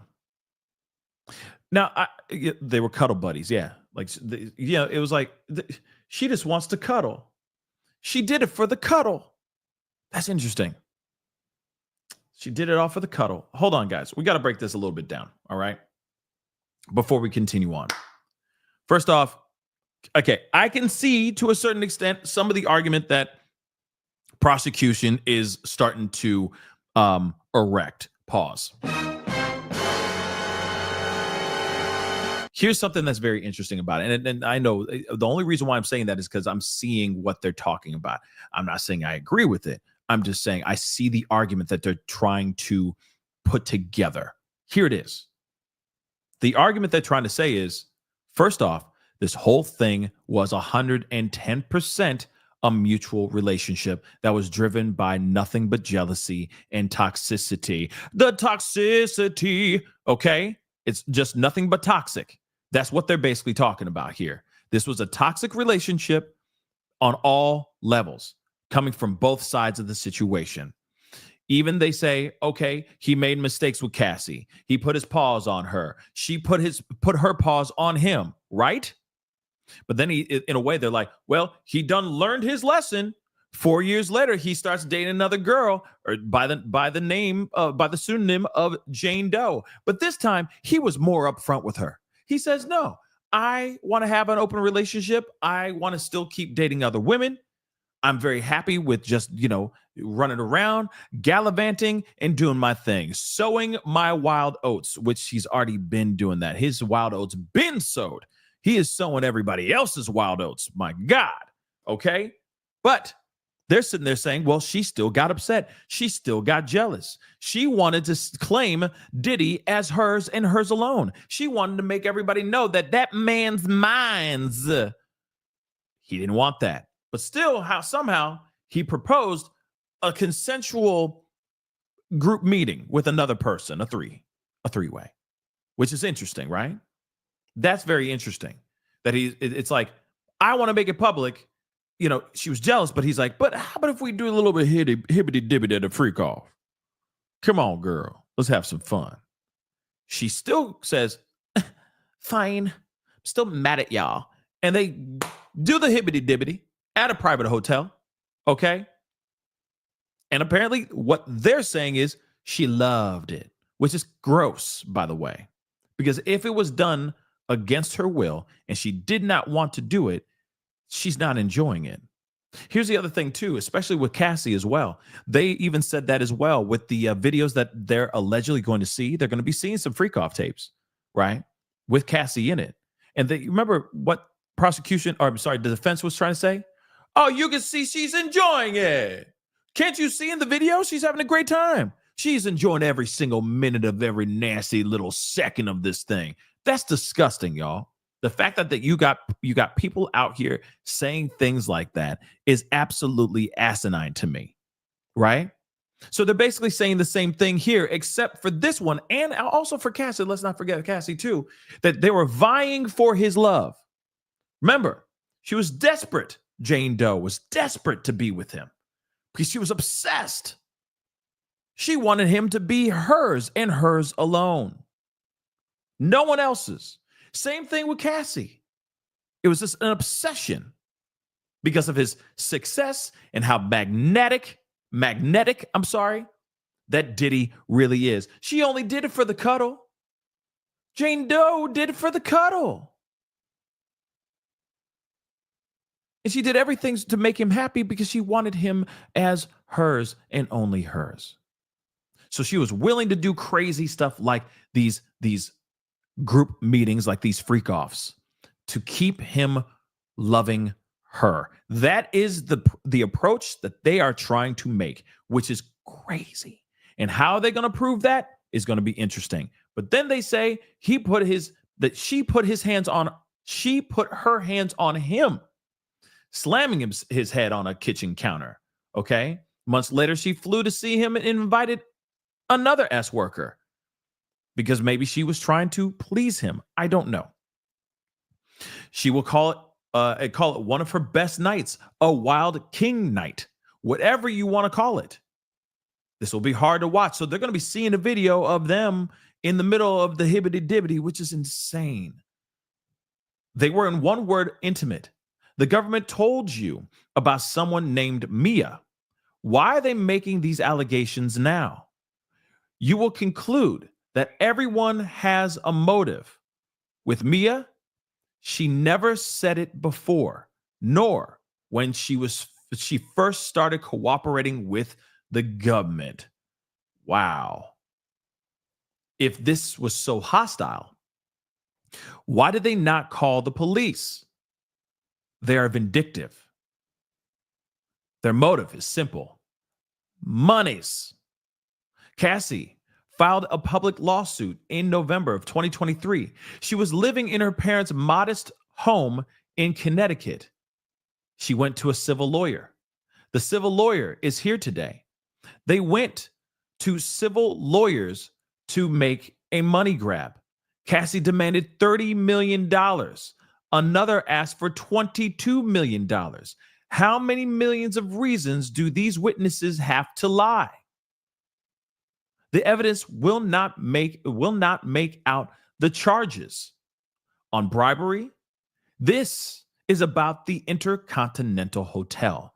He paid a security guard to make that footage go away.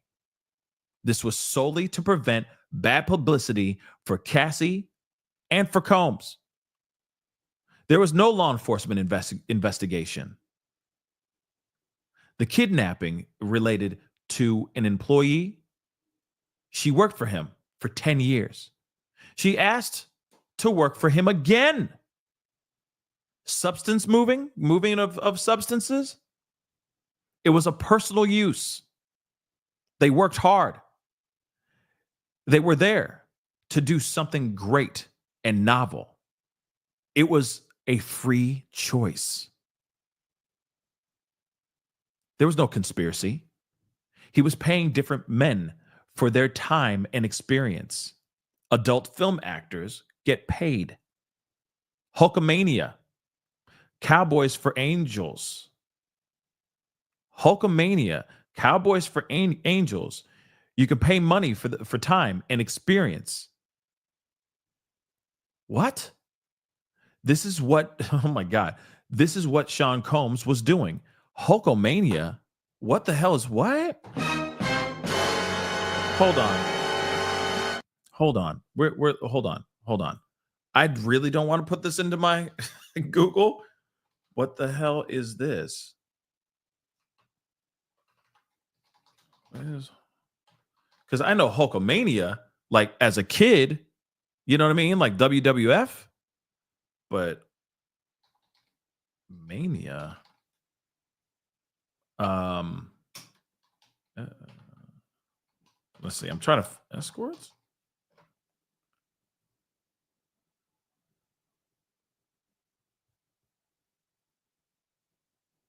What is Hulkamania? What is that? What is that?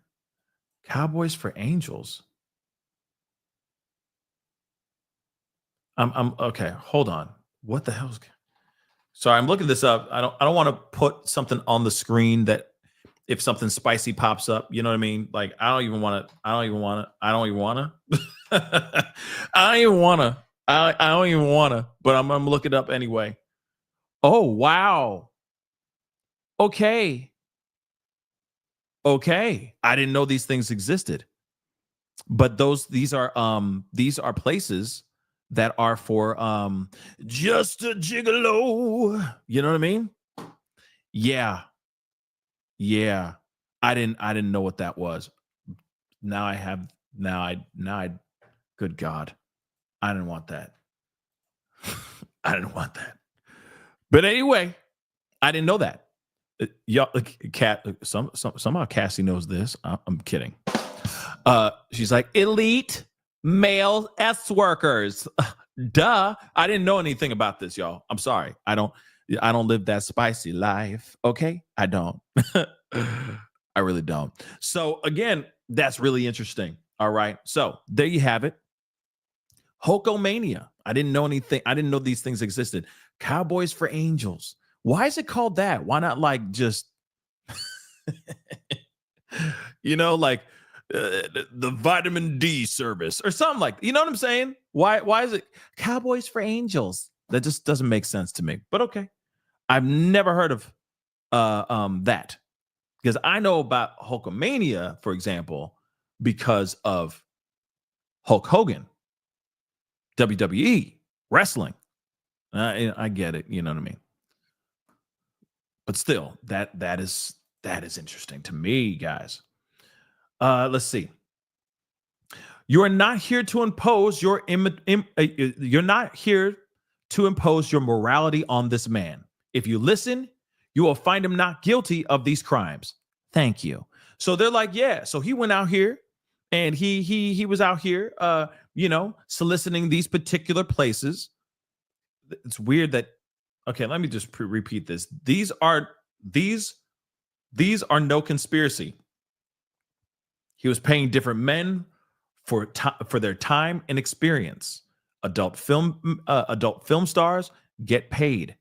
These S working sites, I guess they got paid too. You can pay money for time and an experience. That is what Combs was doing. You are not here to impose your morality on this man. If you listen, you will find him not guilty of these crimes. Thank you. So like I said, yes, he's a butthole. You know what I mean? Yeah, I know. Now it's not going to just be, condom ads and Vagisil. Now it's just going to be like, looking for some hot young mans. You know what I mean? And I'm like, I didn't ask for that. I didn't want any of that. I didn't want it. All because I typed it in damn Google. Y'all saw it though. I Googled it though. Damn. Now it's going to be like hot young muscles. It's like, I don't want that. Dirty, evil jungle of love. No, I'm just kidding. So anyway, this is some very interesting stuff. So defense just finished their opening statements. Just finished. What do you think? At the end, no more Vagisil ads. I don't need to see that. Why is TMZ going, you know what I mean? Feeling unclean down there, sisters? Get some Vagisil. I'm like, why? Why is that in just gigantic pink ad right here, just on the side of my face. Thank you so much. Thank you. Anyway, moving on though. Here's the thing. What are your thoughts? What's your takeaway on both sides? On both prosecution and defense? What are your thoughts? Actually, you know what? Let me do I'm going to do this.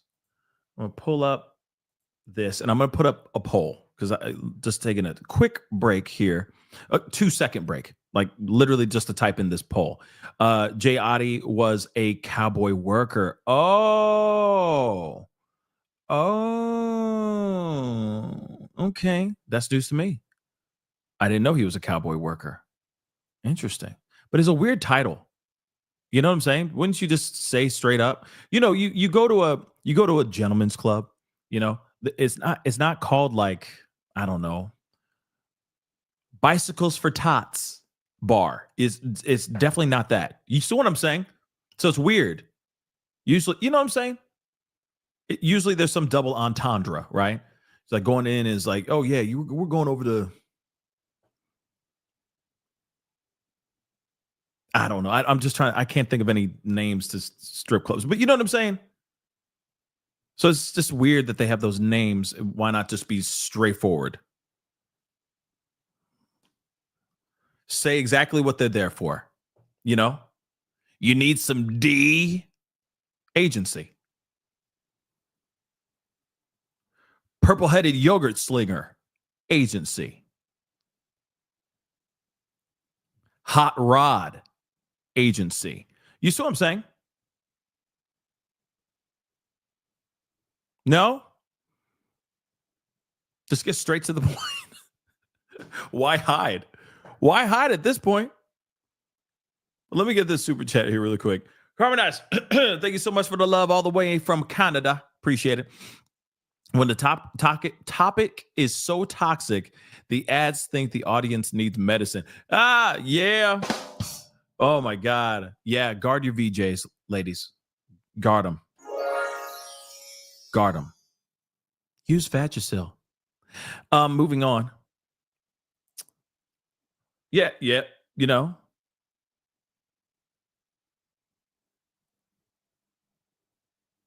Yeah. Like I said, just get straight to the point. Get straight to the point. But let me get this real quick. Let me do this poll real quick. All right. Let's see. You're just going to hear the sounds of New York. Literally sitting on the plane. She says, "You need you to get up." Come on, man. But we're in the air. She's like, "I didn't turn it off." I go, that's a check. Tell them to get off an emergency. I go, I can't. Bro, once it's closed, it's closed. Plus, I have all my equipment downstairs. What am I gonna do? Get there and like draw a picture for you? What's going on? She's like, "Well, you need to get off that plane." I go, "I can't." I go, "They're telling me to turn my phone off." Sorry. Yeah. That's it. I'm going to Canada. I flew to Canada, got there. And by the time we got there, they were like, "Yeah, just go ahead." Okay. There you go.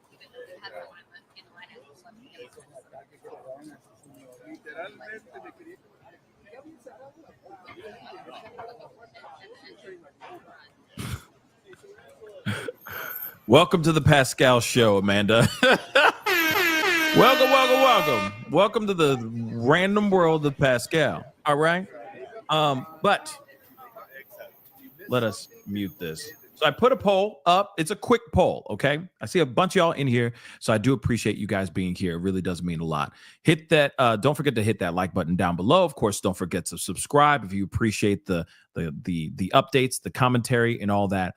But of course, I want to know what your thoughts are. I asked the question: which side had a better opening statement?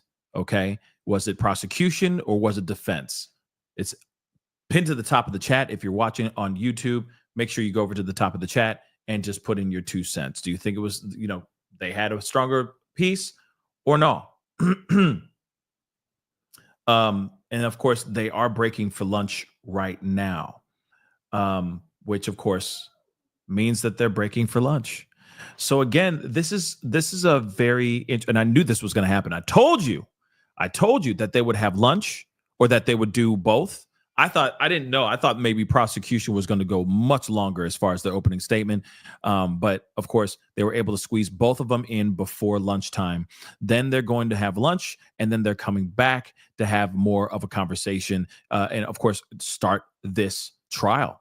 They're going to be bringing in their first witness, and a lot of people are speculating it's going to be Cassie right off the bat. I think the reason why they think it's going to be Cassie first is because right now she is very pregnant, and this woman is about to pop. Okay, so again, I have a feeling that she's going to be one of the first people to come through and start talking about this for sure. This is gonna be a wild time. I'm sorry, guys, but this is gonna be wild. Okay. I'm sorry for messing up your venti soy caramel latte, Rianne. Okay. Sip slowly. Sip slowly. I'll stop making you laugh. I'll do everything I can to stop making you laugh. All right. But again, Joy just said prosecution has their evidence. They ready to go. Joy, they do have their evidence, but I also think that the defense may have some really damning witnesses as well. I'm telling you right now that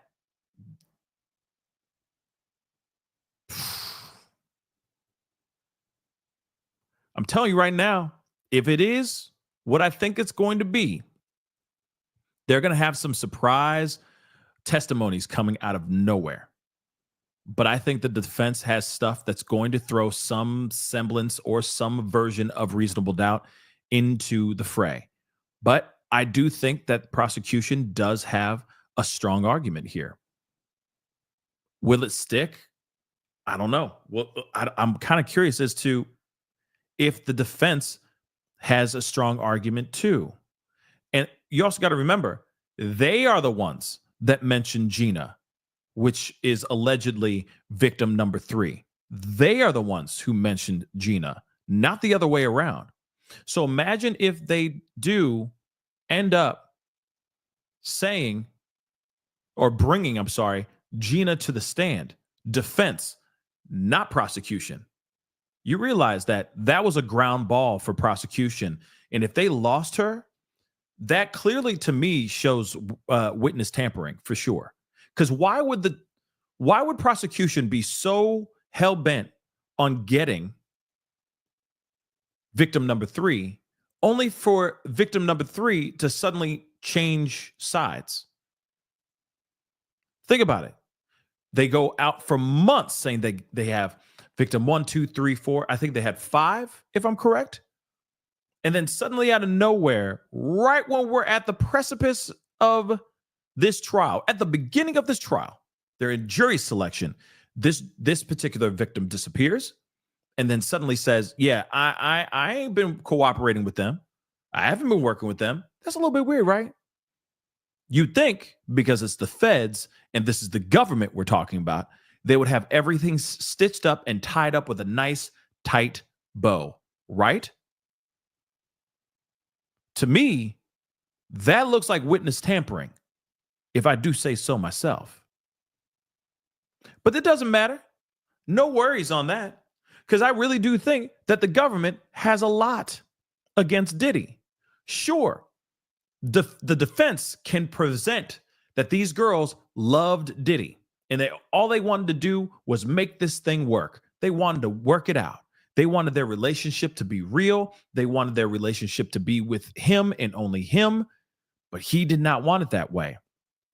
Sure, there was possession or the desire for possession and control over this mega superstar. But then there's also the other side of him having absolute control and hurting these women and making them do things that they did not want to do. There's also the programming of somebody's mind. You got to remember, you got somebody who is that powerful, that popular, that rich, that successful. And there's somebody like a Cassie or this Jane Doe or any of these other people that were in relationships with him. they may sit there and feel like they can't do no better. Damn, I'm dating Diddy, and now I've lost Diddy. Even though he's hurting me, even though he's doing all these terrible things to me, he is the he is the highest of high value guy that I've ever been with. And there's no higher than this. So they in their mind think that they can't do or find anybody better than him. So then they instantly resort to trying to get that person back because they're scared of losing in their mind what they believe could very well be what love is and could be a good thing.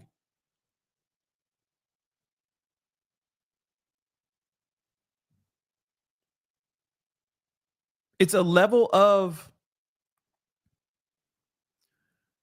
it's a level of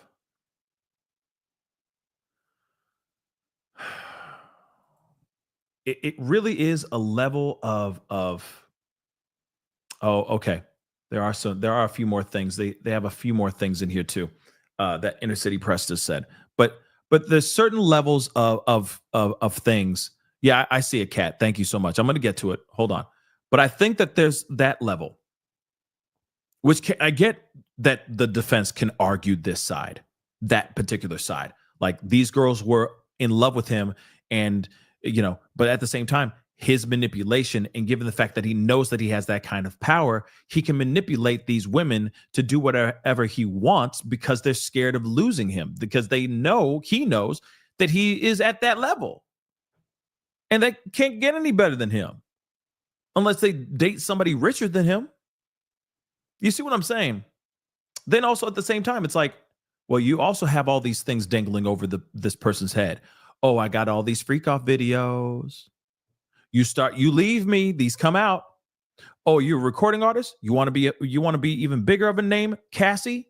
You want that movie role? You want the You want to have everything that you ever never thought you'd ever have? You better stick by me, or you will never work in this town again. And all these S tapes will come out where you're the star of it, showing you being a nasty, nasty girl, high as hell. What do you do in that situation? You get scared, and then you do whatever you can to get on his good side, because you don't want those things to come out, because those things could come out at any time, right? So it's interesting, okay? But there are some other things, okay? So with jury out, because they went on a lunch break, all right? I'm wondering how long this lunch break is going to be, because even myself, I am getting kind of hungry myself. But here it is. Brian Steele. We will be objecting to 2 exhibits. Judge, in the future, I'd like to hear this the day before. So, prosecution says, we only learned they objected. This is about an incident report about the hotel hallway. Broken vase. The report has an addendum. So Brian Steele for Diddy, in the 3rd paragraph, he writes that he did not want Mr. Combs to see Cassie out in front. He talks about a co-worked ADEY that Combs is about to yell. That is speculation and should not go in. He talks about a co-worker a day. I don't know who that is. Okay. That Combs is about to yell. That is speculation and should not go in. That's interesting. I don't know what that's all about, but maybe we'll find out. Then judge says, Mr. Slavic, please pass up the exhibits, adjourn with extras. And then, of course, let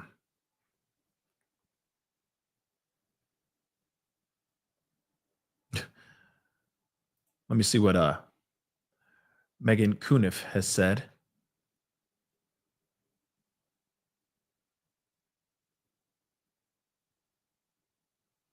Wow. Let's see. In court documents, prosecutors say that the Diddy employee just mentioned in the USA's opening statement, kept a personal diary in which she detailed the specific incidents of the defendant's behavior towards herself and others. Yep. Employee 3 kept a personal diary in which she detailed the specific incidents of the Diddy's behavior towards her and others, about which the government anticipates she will testify at trial. Of course, she's covering also Karen Reed stuff.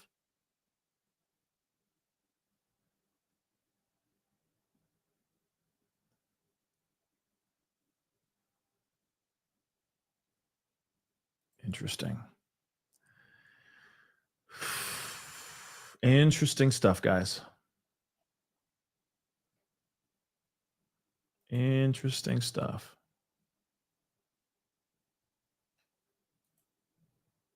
Yeah, they must be at lunch. It must have stopped. Oh, hold on.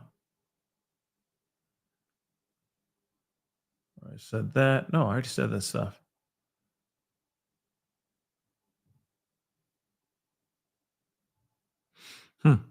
So yeah, again, very, very interesting stuff. Let me see. Got some super chats I'm gonna grab here real quick before we continue. Rianne, thank you so much. The Pascal show sponsored by Vagisil. Yeah, LMFAO. Yeah, absolutely, man. Yeah, crazy stuff. B, thank you so much for the super stick. I really do appreciate it. Thank you so much. Appreciate you. Let's see where we at with the votes. Get your butts to the poll. Okay, it's been up for like 13 minutes already. So quickly go over there too. You know, as you hit that like button, don't forget to subscribe as well. Please and thank you. All right. I'm going to see if there's any commentary of what's gone on thus far. I mean, now they are on lunch break. Okay.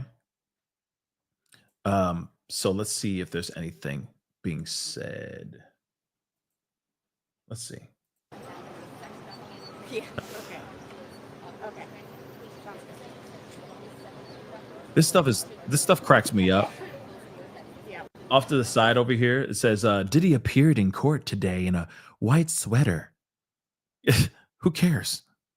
You know what I mean? Gave a thumbs up to his supporters, but he's wearing a white sweater, everybody. Swear to God. Swear to God.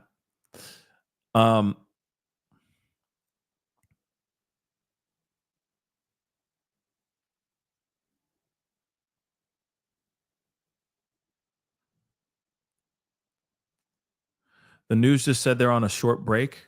Okay. Well, let's see.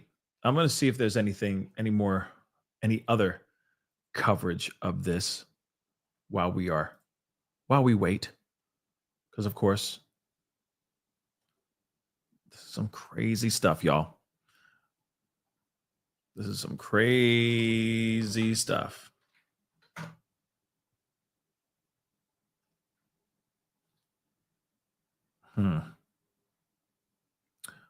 Well, I mean, it looks like, hold on, guys.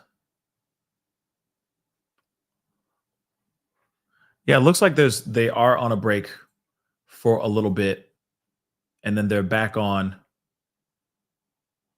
about an hour or so, in about an hour.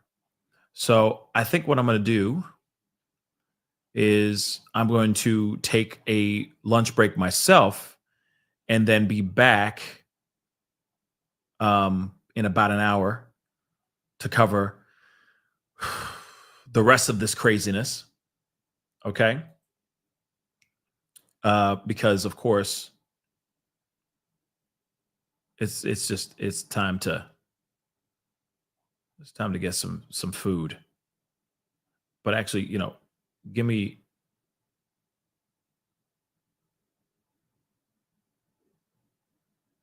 me see what's going on. I'm just checking to see if there's any more updates going on.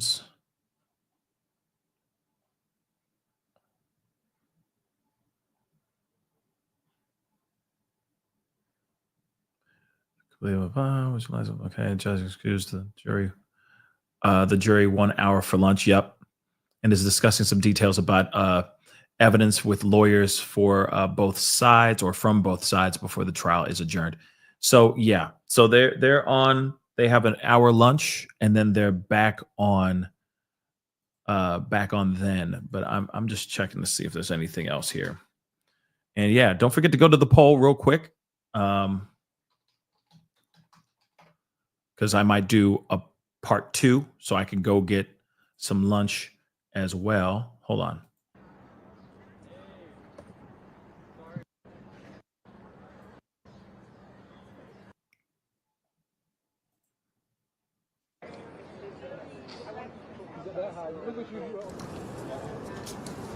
Yeah, there is.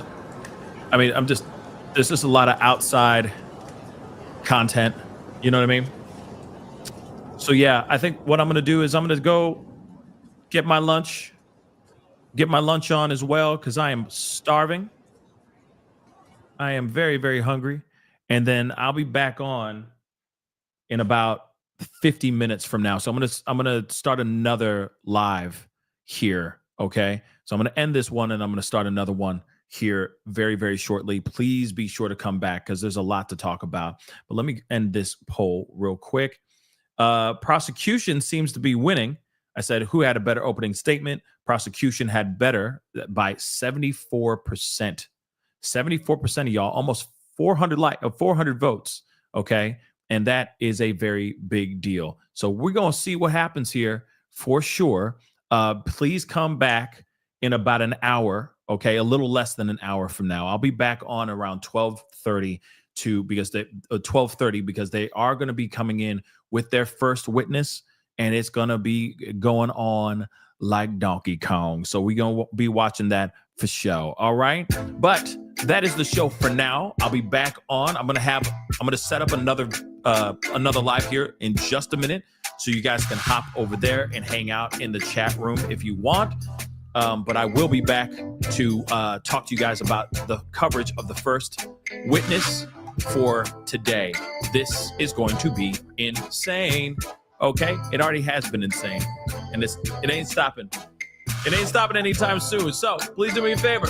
All right, I'll be back on in less than an hour. So make sure you go to that next one when I post it. Hit that like button down below, please, and thank you. Hit that subscribe button down below. Okay. Hit that follow button, and I'll be seeing you guys very, very soon. Hit that join button down below. Hit that Patreon. Check out PascalMerch.com. All right, and I'll see you guys in a very short while. Okay, enjoy that lunch, and I'll see you guys in a minute. Be good to yourselves. Be good to one another. This is the Pascal Show. Bye.